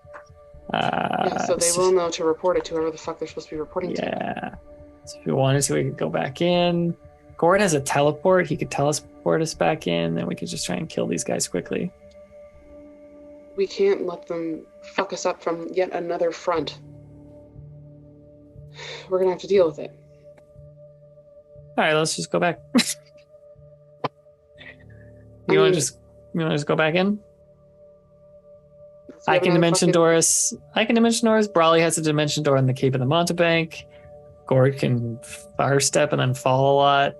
Did you figure out how to control how the fuck this city's floating? I honestly found the furnace and the AC, and that's basically all I found. If we could just find a way to crash this shit in the spot we want it to crash, none of this problem goes away. I do know the Noldor know how to do that. So if we went back in, visited this cool tower that Brawley and I found, we kill those Eldrazi, and then we'd be in better shape. Do you want to do that? Real quick. Lickety split. We gotta get this handled before the end of the day. So great. Yeah. Brawley dimension doors. She could take Hondo. Because Hondo, you don't have dimension door, right? Brawley can take Hondo. If you teleport in, you can get everybody in one. But does Gord know how to get inside? He's never been inside before.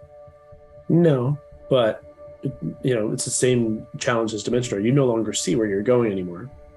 Still tough, eh? Great. It's going to be the same thing as you did before. All right, let's do the Gord plan. Gord, one shot, we all get inside. Gord, will you cast teleport and make some sort of Arcana, I don't even know, check to see if we all fall a lot? I refuse. Oh. No, I will. Okay. Gord, you were going to teleport into the city of Mythandor. First things first, I need you to make a charisma saving throw. Let's do it. What saving throw? Charisma, please. Do inspirations count for saving throws? Yep. I will inspire you, Gord. 19. Should I roll another one? You're okay. A 19 is enough to circumnavigate the protections they have over casting and traveling into this city. Though you do have an inspiration on you now for the next 10 minutes, which is just good to know. I now need you to roll me 1d100, please. Oh boy.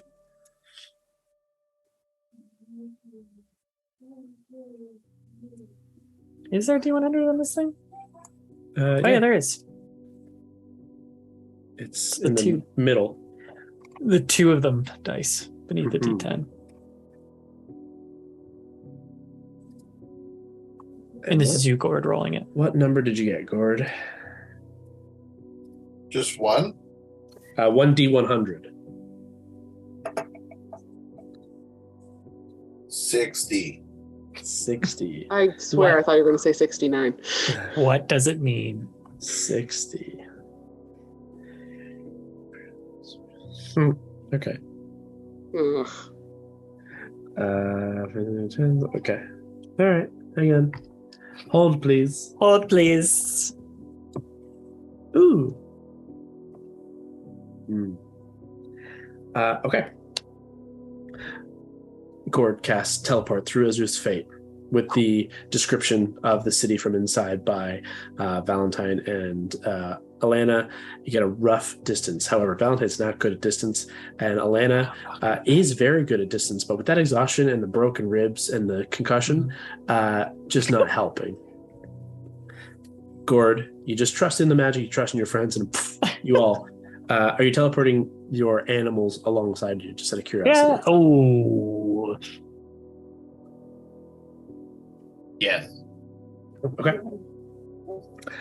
You all appear inside this, again, futuristic city. It is gorgeous. It's nice. It's sunny. It's warm.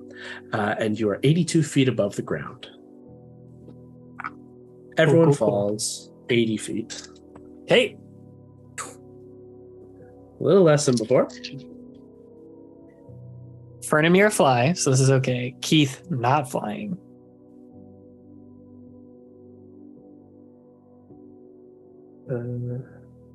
Fucking Keith. This is not going to be fun for him. What's Keith's health, Brawley? It is.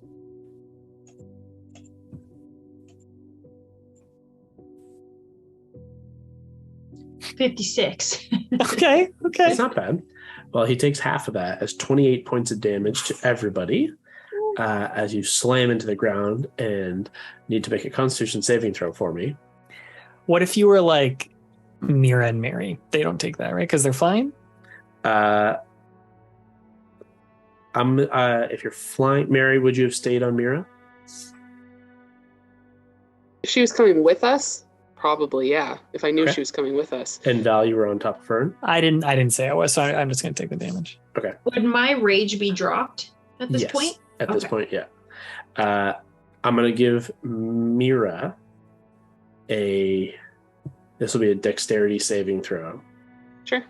for Mira to see if she can catch herself before plummeting to the ground. Mhm. Just because you have wings doesn't mean falling doesn't, just because she's a big horse with wings. It's not like a bird. It's a dirty 20. That's enough. She's able to catch as you guys fall, but she catches you like 15, 20 feet before the ground. Like you tumble, she does catch you. So you and Mira are spared, but everyone else takes 28 points of bludgeoning damage. They just slam into the ground. And I need you to all to make Constitution saving throws, except Mary. That's not great. This is a 15. slightly lower DC. 15 succeeds. 16. Succeeds. Nice. 17 for Keith and 21 for me. Double succeed. And Hondo, I saw Nice. 16 on the die, so you're all right. Good job, Um, squad. An 80-foot fall. Lethal to most people, but not the wild cards. Now, It's insane to picture. twice in a day, teleporting into a city and falling. Oh, yeah. I'm going to call it in the same spot, too, because you just stayed in the same teleport spot and would have went straight down. Imprint of my body, I roll out of Yeah. again. You lose another chunk of tooth. Oh. In the interest of time and in wrapping this up, one, there's no way you lose. You're too strong. But can you find them all? Can you route them all out before it's too late? This is going to become a skill challenge on the fly. Cool. Let's do it. Skill challenge on the fly to find and route out the remaining Eldrazi forces and potentially the turned Noldor Enclave forces in this city, of which you don't know the number. You know that they are relatively small in number.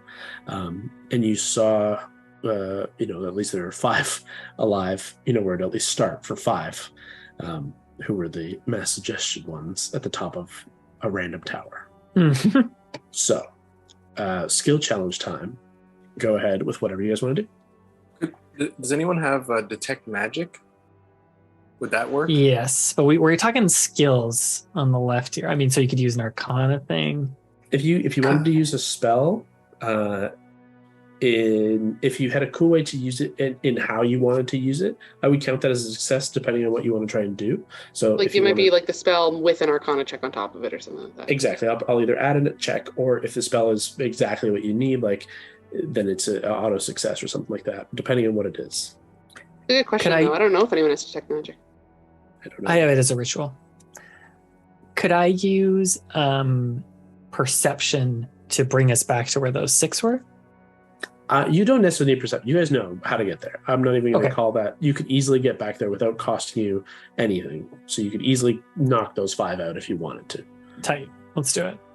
So that's not even a success, fail, or anything. That's just that's an easy gimme. You left them there sitting ducks. How about perception to find some more? That you can do. Let's do it.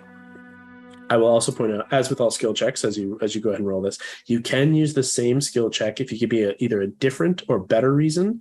But each time the same skill is used, the DC increases by 5 or 10, depending on how similar the interest is. So they're starting at high DCs, minimum 20s right now. That's where we're sitting because, one, these are Eldrazi trained assassins to hide from you, and you're fucking 18th level. It's gotta be hard. So 20 base. Can I use my Peerless skill on this or no? You can use your Irid Bard, man. Great. Let's use it.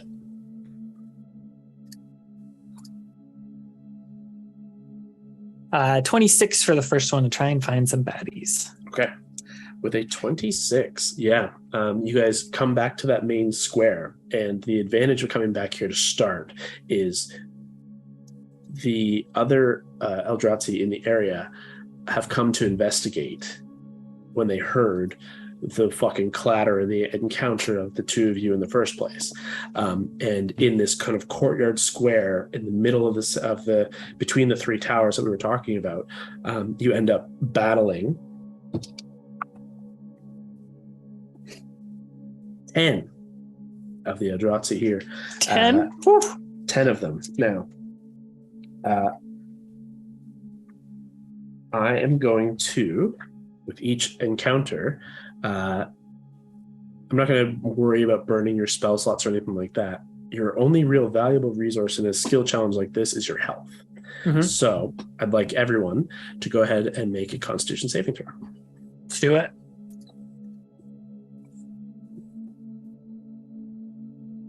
Ooh, 29. Ooh, wow. Okay. 4. Wow. Damn. 30, 20. I wouldn't have Mira engage in any of the combat because I know I need her to get out of here. So if there's ever fighting, I'm going to send her away. Okay. So do I need to make a save for her just for the start of it, or? They do have ranged attacks. Okay.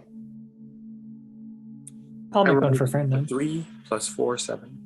Okay, so Gord and Hondo, big fails. Valentine, big success. 30, Elena? 20 for me. That's And Burns Con is +3. like a 13 for Mira. That's a fail. Ooh, friend got 22. Success. So Hondo, Gord, and Mira? Mira failed.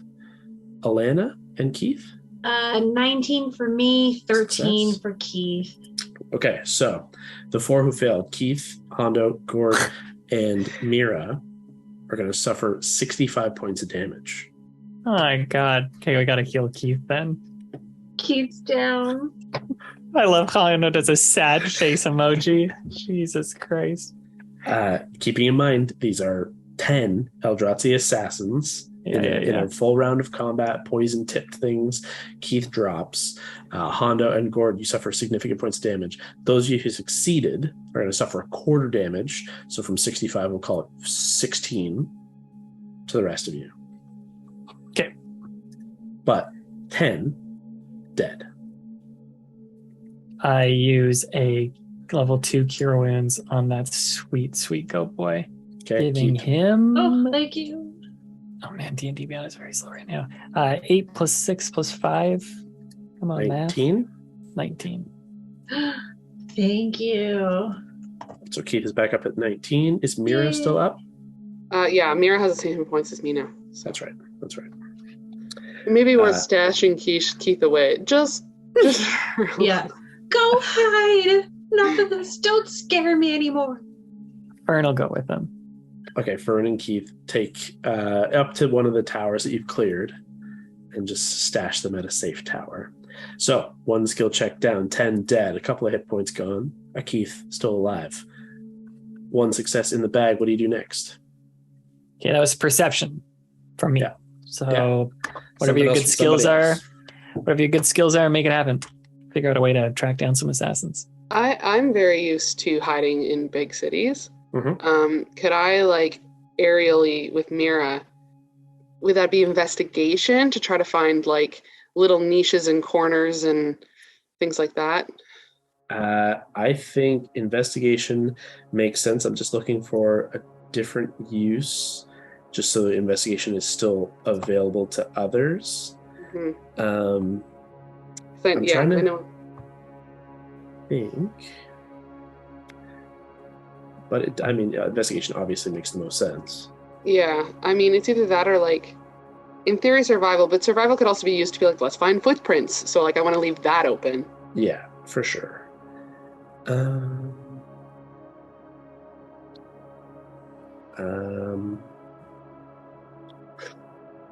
Like a reverse stealth check. Okay, here, I'll give you the option.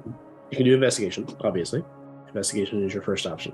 Or You could, given your rogue thief kind of training, your Eldrazi, literally Eldrazi training. Yeah, I would say I'm trying to think like them. Trying to think like them. If you make, we'll call it like a thieves' tools, just for the purpose of needing a check. Sure. No, better. Stealth check. How would you hide in a city? Yeah. Yeah, I can do that. So stealth, how would you hide? Where would you hide? If you were an Eldrazi hiding in the city, where would I be? Stealth check.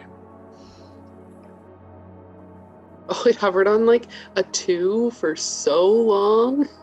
And then it hit the side of the wormwood, and now it's okay. So 16 plus 12. This is what? 20. Yeah. Okay. Especially using Mira's aerial advantage, you certainly find a couple of perfectly like rooftop vantage points. Not the highest, not the lowest, this kind of mid-tier, perfect range for not being suspected and giving lots of good angles for like hopping to the next building and stuff like that. And you do see another group of assassins kind of grouped up on the top of this one building. Very well hidden, but to your expert eyes, you see 4 more up in this grouping of buildings. You can easily flag your friends down to track them down, and there are 4 in here. You're looking to dispatch? Murder. Yeah, she's having a bad day, and she needs to kill some things from her past. Yeah. Given the advantage of numbers over these 4, you have an easier con save against them. So a DC 15 Constitution saving throw across the board. Come on, y'all. I rolled a 16 on the dice. So. You're safe. Mira as 19. well. Mira's involved. Yeah. 19 she success. rolled a natural 20. Good job, Mira. Mirabelle. Oof. Hondo, con save, baby. Roll high here. This 2. fucking guy. Oh, And my con is 4, so 6. that's a fail. So Hondo will take damage, full damage here. Can I hit? Let's Dodge it. In this case, no, unfortunately, but Let's kill Hondo in this skill challenge. I need con save from Allie and Gord still, and Mary, I think. 11 for me. That is also a fail, unfortunately. And Also you a fail. he has my, does he still have the 10-minute inspo? I'll give it to you. Yeah, why not? Can I use Indomitable? Yes, you can. Okay. Why not? Gord, Fuck it. roll a d12. You gotta get 5 or more. Come on, baby. Alana's re-rolling. And Mary, did you say yours? I missed it. 12. Wow, great job. Okay. That Yeah, turns out I got a to 16 success. on the dice, and That's Mira got a natural 20. That's right. better. I got 26 this time. I was saying, There we so go. Success all but Hondo. So As it should be. I rolled pretty high given these 4. For whatever reason, you pissed off all 4 at once. Hondo takes a full 60 points of damage, Oh my No. god. and everyone else takes 10. Great, easy. Hondo, what are you at? 14. Yeah, you You're can at heal yourself if you 14 need to. HP. Heal yourself, my guy. Use your spells. However, with the great success of these 2 checks, you've killed 14 of Jeez. the hidden assassins, and given Mary's kind of solid stuffing, you know that there is no more that are currently at least hidden up and awaiting on these kind of rooftops. Great. Roofs are clear. Great. Rob, Hondo, do you heal have yourself. detect magic? I'm going to cast Cure Wounds, level 2. Okay. Cast a fucking bunch of them, because you're getting wasted out here. 3. Just roll better con saves, man. Just do it. Or just stop pissing off imaginary figures. So I That rolled makes 8. Plus Okay. 3, 11. 11 points back to Hondo. We go up to 25. And we need another skill check from either Alana, Hondo, or Gord. In theory, Valentine and Mary, you can roll again. However, the DC will increase from 20 to a minimum 25, potentially 30. Cool. Allie, what are you good at? What skills your max? I'm good at athletics is my best. You're okay at survival, right? Mm-hmm. Yeah. It's very good at survival. And survival's like footprints and like survival's tracking. +6, stealth is +7, and athletics is +11. Yeah, and no, acrobatics is +7. Athletics is certainly your strongest skill, but how to use it here, that's a challenge. Yeah. I will inspire you for whatever you do. Okay. You get an Thank you. inspiration. Can I I'll do also survival? say you can absolutely do survival. I'll also say you need 2 more successes to we'll call the challenge complete. Sick. So Do some survival. do some tracking with survival. Survival is going to be a DC 20 here. And Oh. unfortunately, you have disadvantage because you're still exhausted. Oh, I have disadvantage. Okay. You're exhausted. Yes. Okay. 18 and then Okay. +3 Uh, because of the disadvantage? inspo. Yeah. Oh no, that was Booney Boy. This one add a Oh. D12. yeah, so you roll roll a another D12. Oh, okay. So you want at least 3, though. Okay. Just rolled 18 on the die. DC 20, you need a minimum 3. Well, you need a minimum 2, I guess. 20 would meet DC. So pretty good chance. 4. All right. Hey. That takes it up to a 22 and a success with survival. Phew. So at this point, you guys have kind of made it from center of the city to the tower area, back to the kind of central section of the city. And they're now, Alana, you're looking for new signs of activity. And given the amount of activity in the city, things have shifted and moved. People have shifted positions. People are now watching and waiting and looking and debating what to do next. These other hidden assassins and other mages in the city. And with survival, you are able to gather that there's a small trail of ink that wasn't where you didn't believe there was ink here before. And you follow this trail of ink and the smudgy, the ink stops and then you see smudgy kind of fingerprints on certain doors, and down these alleys you find smudges on things and a couple of discarded papers that don't seem right, and eventually you follow this trail, everyone following behind Alana as she tracks this wayward paper and ink and comes to find oops 4 assassins. Fucking assassins. Oh god. With 3 of these elven mages.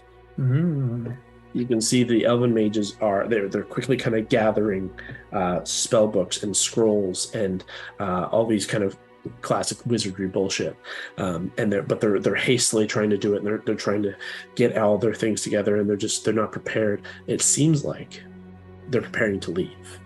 You catch them with a 22 in time to see they're about to cast a teleport spell on this group. Counterspell.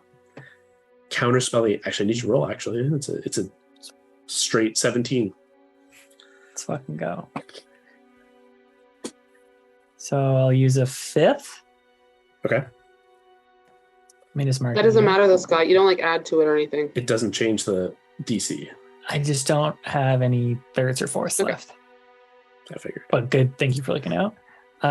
Roll a DC, just D20. So a D20 plus your charisma. Spellcasting modifier. Okay. I just froze up there. DC 17 is a 7th Nat 20! spell. Nat 20 plus 5. Following quickly behind Allie, knowing what she's doing, and catching the signs, ink, paper, mages, you're connecting the dots. You don't want these guys to do anything to either get at you or to get away, and instantly you just snatch the spell, dash it, and these, 4 and 3, 7 figures immediately engage. Constitution saves all around. Let's do it, y'all. Come on. Come on. Oh, this is the first one I'll fail. 19. Yes, with mages involved, DC I will raise up to a 20. Now, If you want to burn any inspirations or any other abilities to kind of boost these saves, it's kind of amorphous. Same with like using Indomitable. That's acceptable. Like things like that. I don't think my like inspo could work on this. Or I guess it was a save, right? It's a saving throw. Yeah. As long as it applies to a save. I don't think it does for peerless skill, like to do it to myself. Also, just for you in particular, you're probably fine health-wise. I'm pretty low. Are you really? I'm at 66, and these guys can pack a punch. He fell twice. I fell twice. That's true. I forgot about that. Dirty 20. I would say like, I didn't say it earlier, but like now that like I'm done looking around on Mira, I'd send her out on her own so that she wouldn't be with us in the buildings and all that shit. That was a lot of damage. So Mira pulls out. Okay, no problem. Yeah. Mira, Keith out of the fight, and Fern. So all mounts are gone. It's just our party members. Just to call out con saves. DC 30, 20. Success just on the dot. 22. Success. Nice. Hondo. Constitution saving throw. Hey. A 19. So but he Plus adds his stuff. con. Yeah. Plus stuff. My con is 4, so 23. Yeah. Gordo, con save, baby. Hondo, you're probably gonna have to bring me back to life here. 19. Oh, A 19 will be a failure. Unless you can do something to change it. You have luck. ooh, you got 3 lucks, baby. 6. Mm-hmm. What do you add to con, Gord? Like, would you have to roll just like so high? Stuff. My con is +2, so. Yeah, that's tough out here. Yeah, It's you tough need out here. 18 or higher. So, Val, you're staying at 19? I don't think there's anything I can do. Okay. So, Gord and Valentine are the only failures. Both of you, unfortunately, suffer 80 points. Yeah, of I'm down. damage. Given the mages of relatively high level, I will say that between the 3 arcane users in your party, you recognize high level spells, at least a teleport. So up to 7th level, yeah. These guys are capable wizards and assassins in the boot. Like, they're not fucking around, and they wanted to live. And they did not live. You I got should have healed. Valentine drops to 0 hit points. Those of you who saved suffer 15 points of damage. Hondo, can you heal me so I can heal Yes, Gord? Hondo, get them up. Is Gord down too? I assume. No, it's out of like initiative order. There's no death saves here. You guys have the abilities and the potions if fucking really need be to get these guys back up. There's no risk of death here. So I'll cast the first level Cure Wounds for Valentine. Okay. So that's 1d8 plus 3. Just a first level, this guy. Just a fucking, yeah. What do you think? I'm made of spell slots here? Yes. So what did I get for it? You have to roll it. Oh, I have to. Okay. Let me just do that. 1d8. Like a true friend. You got a 3 plus 3, 6. Thank you. Thank you, my friend. Now heal yourself. Now heal yourself. So rude. I will use Aura of Vitality with a 5th level spell slot and immediately give 2d6 to Gord. How long does that last? 1 minute. Okay, so you can deal out 10 rounds of 2d6, so 20d6. Gord, you get 4. And can he just roll 9d6? Yeah. Or I can do it for him really quickly right here. It should be an even number though, right? It's 2d6 at a time. Because I just used one right there, right? Well, it's 2d6. Oh, yeah, you're right. So 8. I love the sound of all the dice rolling. Gord, add 29 altogether. That was including the 4 I told you earlier. Really good. Thank you, sir. And then for me, 34. Rolled better. Okay. I'm at 40. So we've got Hondo and Gord left to do a skill check for the skill challenge. You've got one more success before the skill challenge is successfully completed across the board. In theory, obviously, the 3 who've completed one could try again at a higher DC.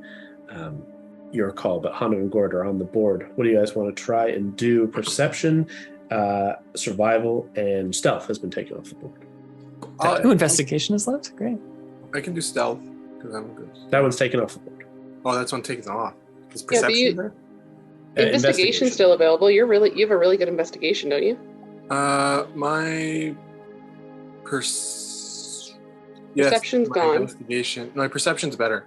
I know, but it's gone. You can take That is? perception if you want at a higher DC, Oh no, investigation's fine then. or investigation. Actually, both of them are going to now be, this being the last potential chance, and I'm going to give flavor to why, is now a DC 25 minimum. Mhm. They're scared. You've killed 21, 22 of them in the matter of a couple hours, plus the initial 6. Like, you're putting them down. This will be the last group or 2 that are left in the city, not including, you're not sure of all the mages necessarily, but all the Eldrazi presence, which will certainly lead you to the mages at the very least. I inspire you. Hondo, you've got this. We've got them on the run. Show them why they should be afraid. So, DC 25 investigation check. Okay. You can add 12 to this. You can add a D12 to this. So my roll was a 12, Okay, and my investigation is 14, there you go. so 26. 26 on the dice. Wow, you did it! Good job, buddy. 26 on the dice. Okay, so with that scent of fear in the air, Hondo tracks it down like a beagle, hungry. You manage to find a large final group managing to, like, holding themselves, like barricading themselves in, trying to reach out, awaiting orders, as you kind of overhear them saying that they reach out to the Harbinger of Famine to say they've been captured, or they've been overrun. The Wildcards are here. Mythandor is lost. You overhear that as the final 8 assassins and 5 mages are here. God, should we heal more before this, or is it too late to do that?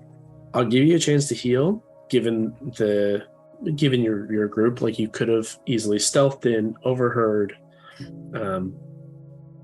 and got the chance to heal up. A big group of them is here. They managed to get a. You know what? Actually, this is what I'm going to say.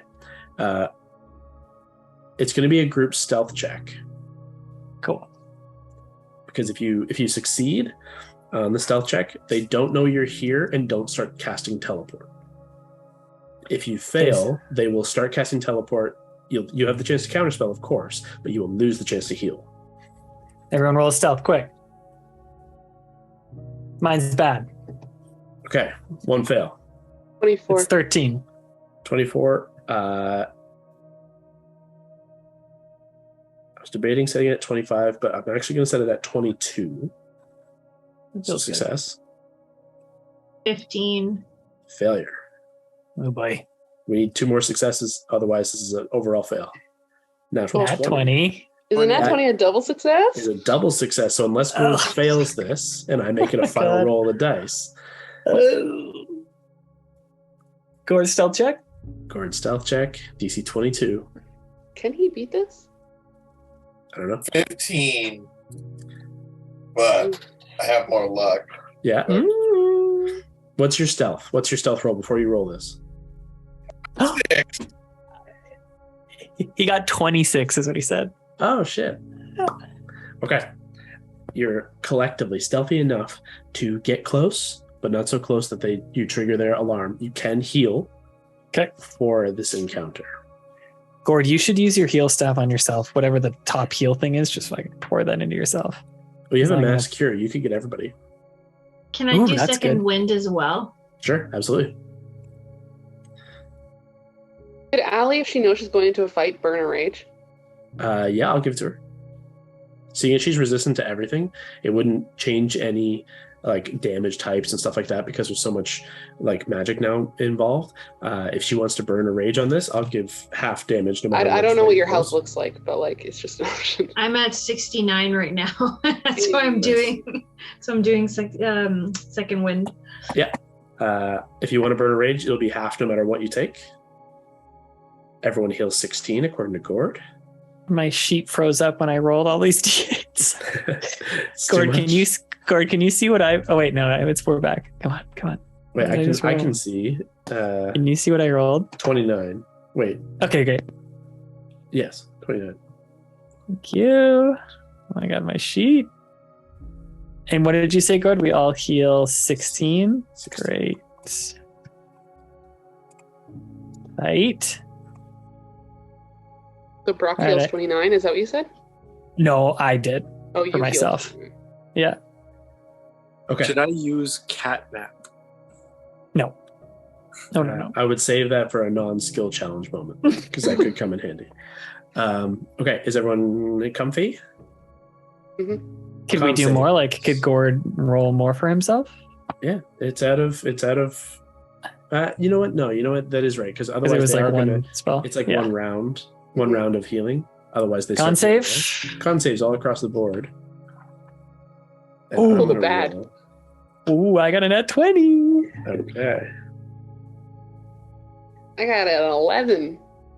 I also got a natural 20, so 30 for me. Nice job. Good job. I predict Hondo nat 1. What did you get, Hondo? I rolled a 15 and a +4, 19. For your con save? I thought you got more. Not for con. He has a 3 con, and then he gets a +1 for Rogue Stars. Sorry, I was doing my own thing. So Valentine rolled natural 20. Hondo rolled what? 19. That's a failure. Elena? 30. That's a success. She got Mary? a 22. I definitely failed. I rolled a 2 on the dice. That's a bad one. And Gord, what was your total? Con save, baby. Saving throw? Mm-hmm. Yep. 18. Oh man, he's so close. So 55 points of damage. Wait, Kev, you still have inspiration. Oh yeah. So D12. I can inspire Gord? No, you have to use a D12 on yourself. You have Scott's inspiration, so you your could roll? succeed on this. 19. Yeah, you could instantly succeed. Yeah, okay. Great. Okay, so You don't have to roll. Gord and need Mary, one. you both take Roll the 55 points of damage. Okay. You're good, Kev. You're good. Okay. Valentine and Hondo, you each take, we're going to call it 12 points of damage. Okay. And Alana, with a success and a rage, will bring it down to a total of 6 points of damage. Gord, are you still up after 55 damage there? Barely. You. Okay, good. The mages are caught before they can leave. You feel very confident that the Eldrazi presence in the city is done for. Could I just knock out one of the mages? I was wondering that myself. One of the mages? Whoever's last, yeah. Yeah, for sure. No problem. Okay. Great. I would say the mages, there was a small retinue here, but you know that there were more who had gone already to Casterion from the conversation you had with the Eldrazi earlier. So there's still a mage presence of powerful mages who've been converted, but those hidden in secret in Mythandor have now been killed or now captured. We're getting late into the night, so I want to just kind of rapid fire. This will take us to the end of this day, but I want to try and rapid fire through any ideas and things you want to try and accomplish over the next coming days before we reach the final day, the day that matters most here. The Day of the Dead. Now, Fourth seal. There was talk about doing glyphs of warding. I know you potentially wanted to try and get eyes in at Casterion or do something there. Mm-hmm. Now that could be done if you're willing to wait as long as the morning of the final day. That's up to you guys. But if you wanted to do it beforehand, We'll see what we can do. So now's the time, because I want to try and take us to the final day close as we can in our next game, as close as we can. Obviously, you now have a mage here that you want to ask some questions to. So there's that too. So let me try and rapid fire ideas. What do you want to try and accomplish before we get to those final moments? I want to learn. Sorry, my thought with the mage was to bring him with us. Yes. Back to the camp. No, I assumed that. Okay. What did you want to try and get out of him? Maybe learn to control the city so that if we wanted to, we could crash it into baddies. Okay.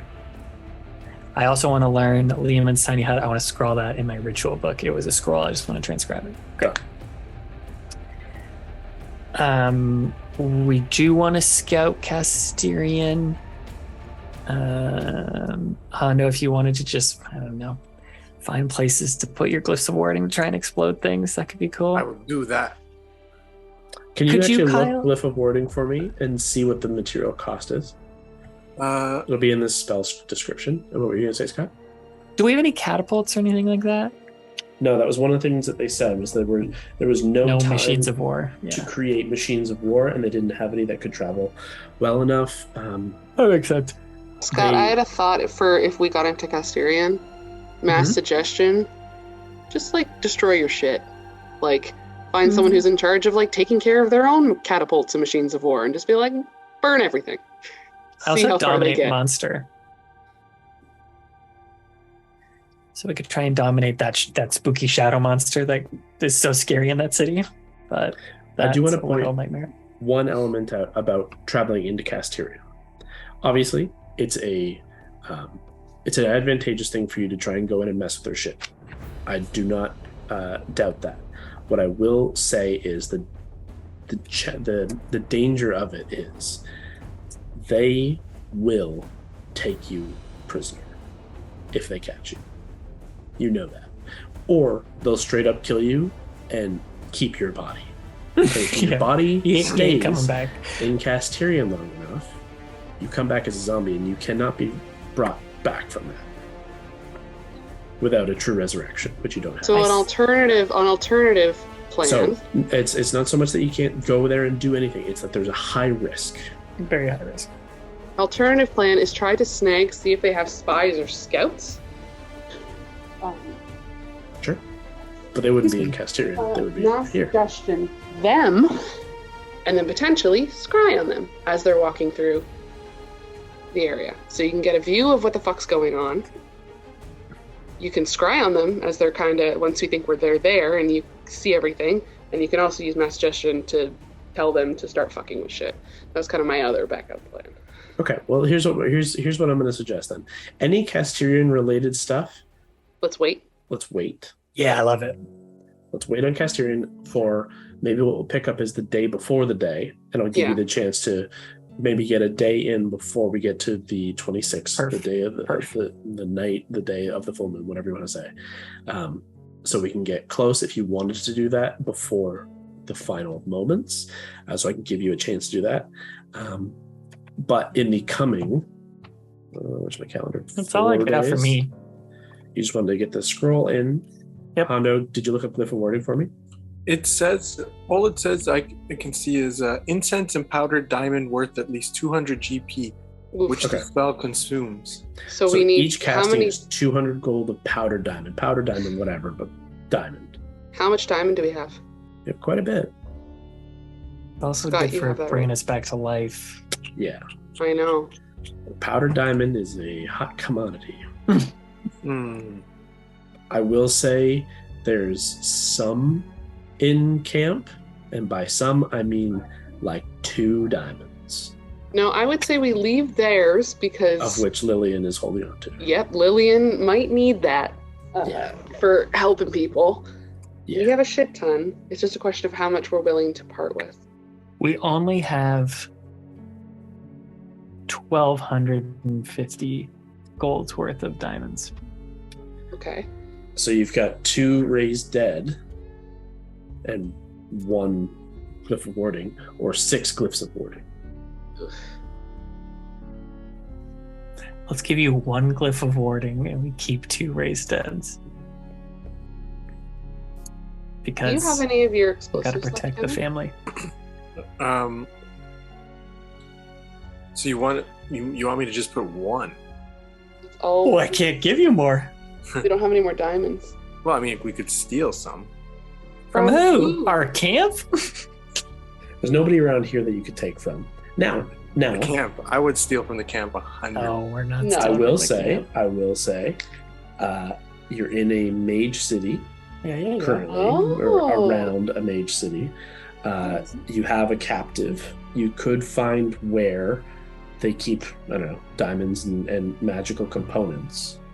One-off investigation check. You want to do it right now? I'm gonna do intimidation to make the guy tell you. And based on that roll and based on my insight roll to see how strong his convictions are, that'll set the DC, and then a one-off investigation to find it. Okay, Hondo, intimidate. Go, baby. You got this. Intimidation from Hondo. So let me versus Express D&D can be fun. Just like all or nothings. 5. Ooh, that's close You're to proficient nothing. in it, though. You're And proficient. my intimidation is +6. so it's 16. I only have half proficiency, so no. So it doesn't count. So it's Oh. 11. 11. Okay. Oi, listen here, Governor. You tell me where the diamonds are. Given that this mage has taken the vow already and is explicitly against you and is working hand in hand and for the devil, your pitiful intimidations do not sway him. Therefore, the DC is set at 30. 30? You got it. 30? You got it. He's got it. What's your investigation, Kevin? My investigation is 14. Oh, okay. Yeah, so it's you not- got it. yeah, It's so in the not- cards, but it is. I'm not gonna say you can inspire here because it would be Nope. a lengthy journey to do this. This is a single roll 16 or We higher. can't Here we go. assist or anything like that. In this No, instance, just I'm gonna one say roll. no. 16 or higher. We have One the roll to rule same them all. investigation. Okay. So I have to roll a them all. 16 or That's plus right. investigation? You need to 16 or roll higher. 16 or higher on the dice. You know Oh, what? No, Mary, you're right. I will give advantage. Only because Okay. we have the exact same investigation. Only because there's 5 of you, and you could spend literally the whole day looking, or more. It's not out of the realm of possibility. Okay, you have So, 2 chances. I'll give you Okay. advantage, but 16 or higher. Ooh, 11 for the 11. first one. Yeah, one fail. and 4. You find many different You find chances nothing. of material components. You find different things, lots of powders and roots and wands that are just like standard wands and things like that. But unfortunately, if there are gems in this city and they didn't already abscond away with them, you find none left in the city. Big zeros. Hey, can I pinch some of these poison bolts and shit while we're up here Good idea. from the yes. Eldrazi peeps? I know the kind of stuff they have. They have poison tipped things that are potentially vials. You will get vials of poison, Sure. which you can dip Yeah. ammunition or blades into. Go ahead and roll me with all of these guys. Go ahead and roll a d12. I never get to roll a d12. Yeah, d12s are great. I'll do d12 plus. Roll a Plus 2. Okay, That's 4. 4 vials of poison. Standard Now. poison vials. They're better than standard. Oh, okay. I need to look up which kind they are, but they're better It's than fine. standard. You can tell me later. I'll just put vials of poison in. Well, I'll look it up. While what else? Is there any other things you guys want to accomplish? Okay. So my thought was, Kevin, did you use all your sticks of dynamite? I believe I'll just check my inventory for a minute. I don't think I did, to be honest. They are wyvern poison. Ooh, it's a those great are one. good. Wyvern poison is very good. I will make just a point out, just in general. Everything's infernal resistant to creatures it. often resistant or immune to poison. Motherfucker. Yeah, I know. However, not everybody's immune. Is Keith a dire goat or a giant Kind goat? of. He's technically like a dire goat. It's kind of challenge a thing I made up, rating. Challenge rating 1.5. So we could true polymorph Keith into anything that has a challenge rating of 1.5. Is that right? I thought you could polymorph. Oh, is it based on that target? I think so. Because then you can make like a squirrel into a dragon. Well, it's only beast polymorph. I can't find any True polymorph? True polymorph base is you can do anything but based on the CR. That's what I meant. We could true polymorph Keith into anything. He could be a fucking dolphin now forever. Well, sure. If you really wanted to. Spells. Where are we? Sorry, Kev, is there a question? What's up? You said you don't think you have any dynamite left? I do. I had made 4 sticks, right? Oh, that's right. And you packed them in a pack and chucked it over your shoulder like cool guys don't look at explosions. I think you used them all in. So I vaguely remember when you were first getting this, Kyle, you said something to the effect of, hey, you guys know the ingredients for this now. Maybe you can do something with that in the future. Oh, yeah, Scott, you're right. The new form can be a beast whose challenge rating is equal to or less than the target's. Huh. I guess that makes sense, because then you can change, like a squirrel into a whale. And suddenly, throw a whale at somebody. Sorry, Leah, I abstracted.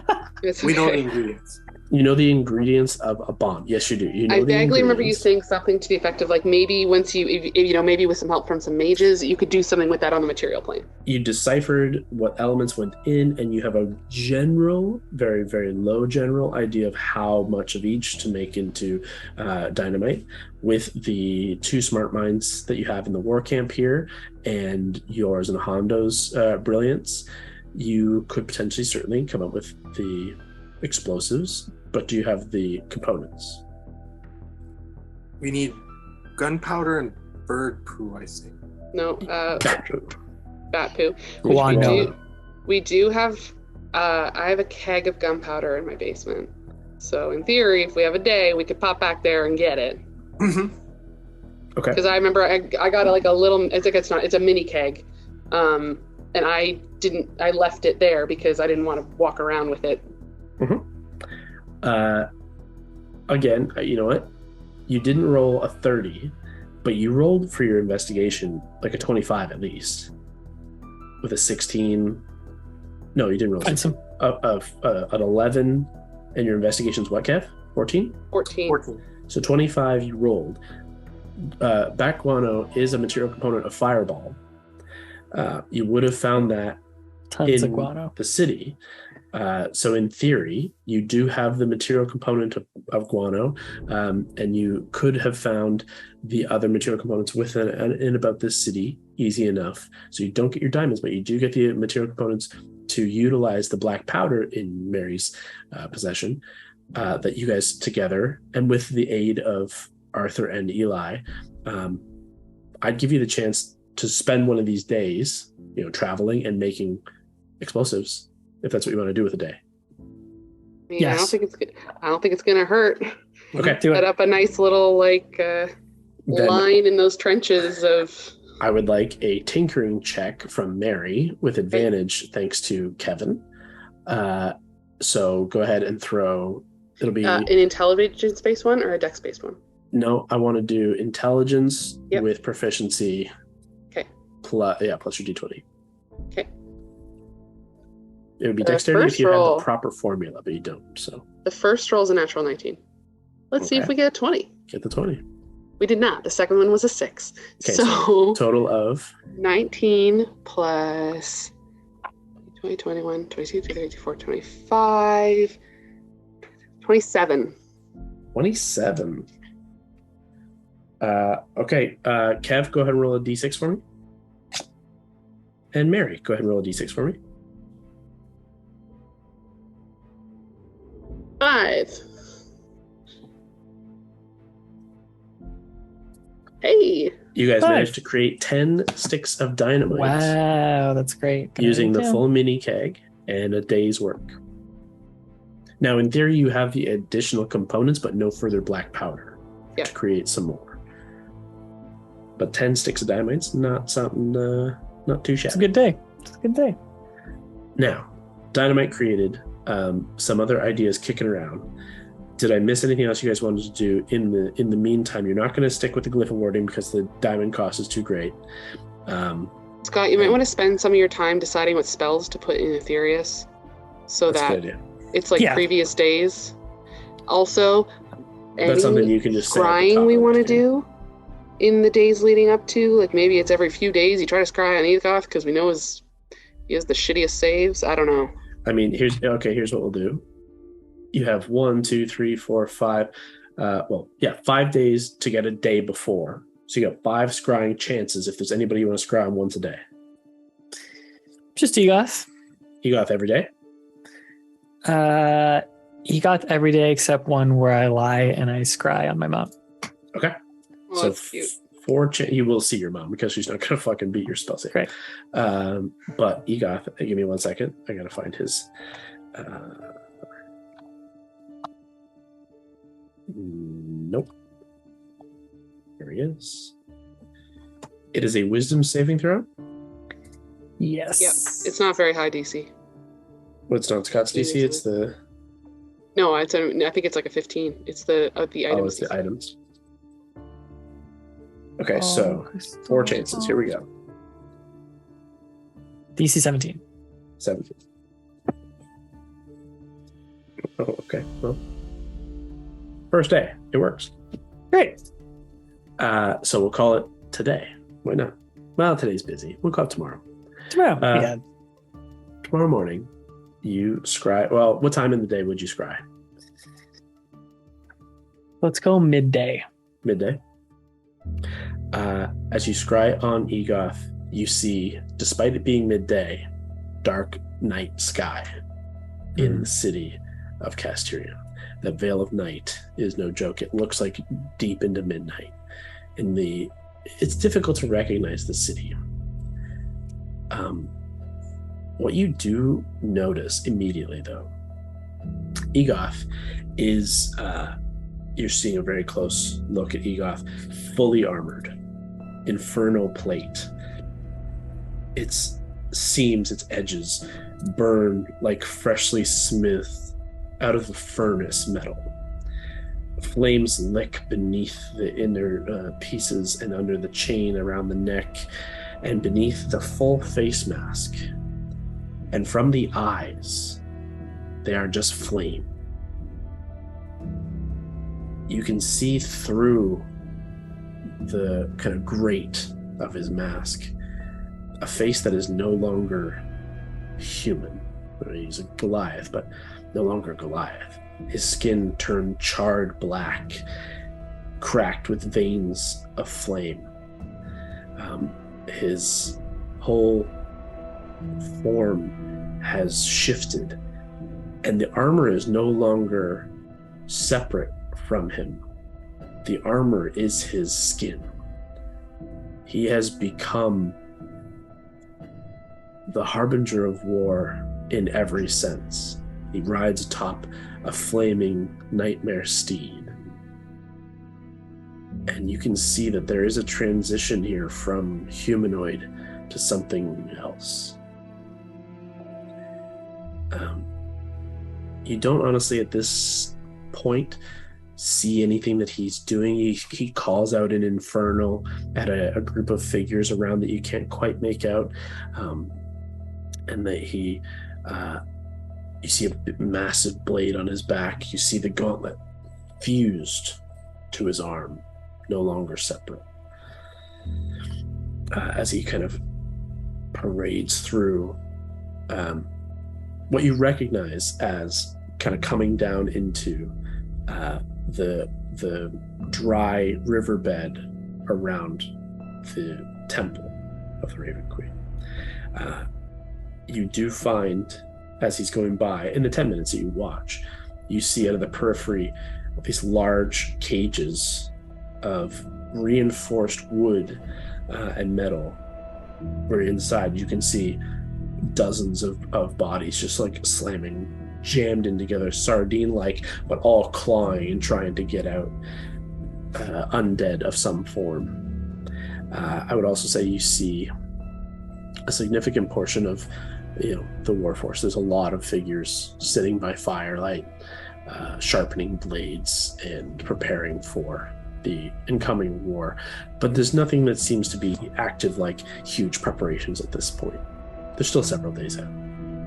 But you see, I think the most important thing you get from this first day is Egoth is no longer Egoth. He's officially the Harbinger of War. He's scary. 3 more. Or do you want to change target? Let's try throw tier.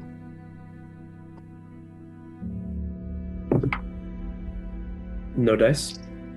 Let's try Raymond Morales. No dice? Let's try for my last one, because I will spend one on my mom.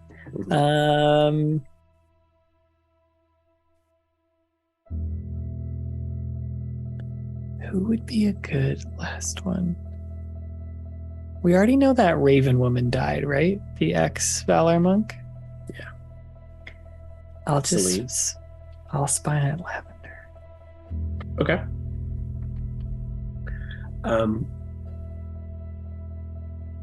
I got her character sheet. Hang on. My campaigns. Lavender. Oh, she'll never make that.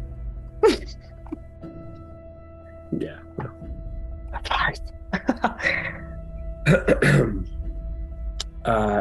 What time do you spy on Lavender? Midday again. It'll always be like a midday thing. Midday? Okay. So, midday on Lavender, 2 days before the full moon. No. Yes. Yeah. 2 days before the full moon.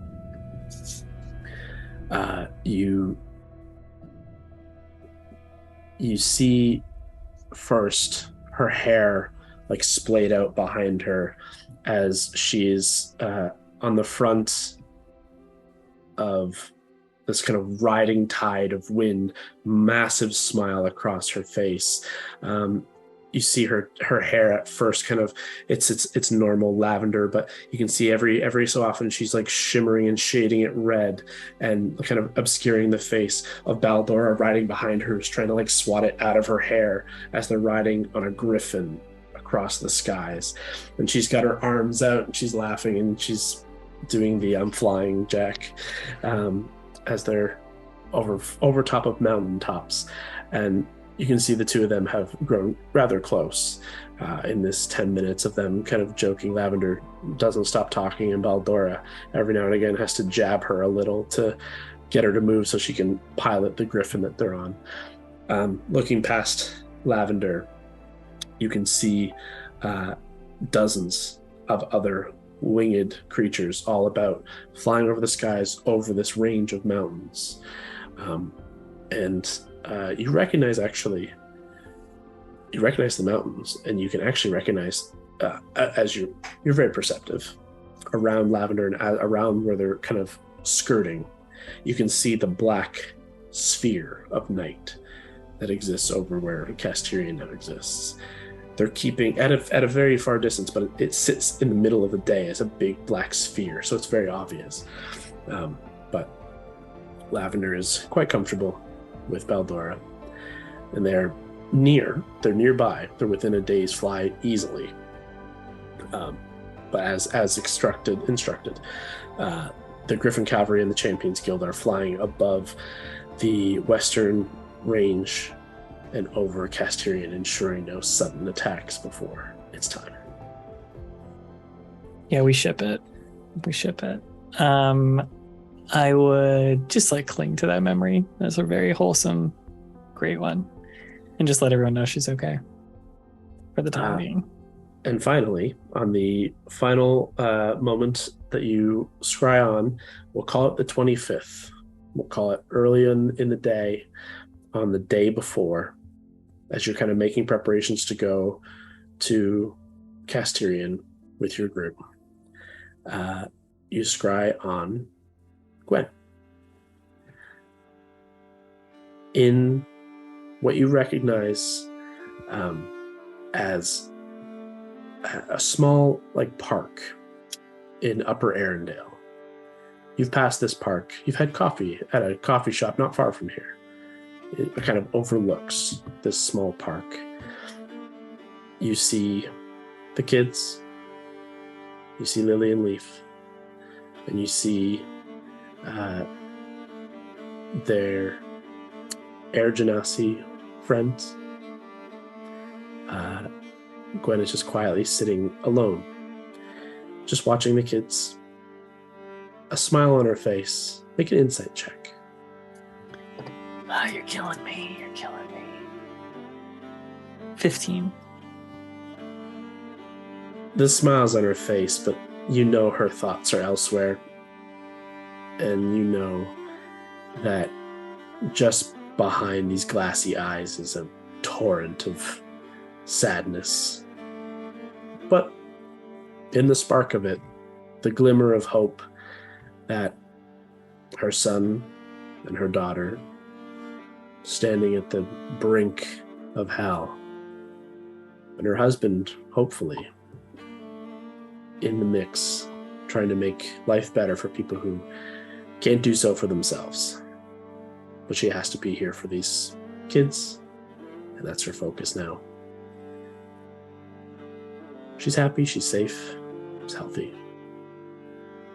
Whatever the thought of what could come is always there. I'll just like cover the crystal ball after that and just take a moment and say, be home soon, and then put it away. As you put it away in this kind of mid-morning scrying session, the day before the full moon is set to rise,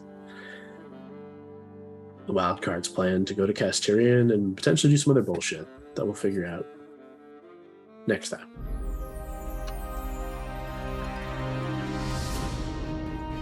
So it begins. So it ends.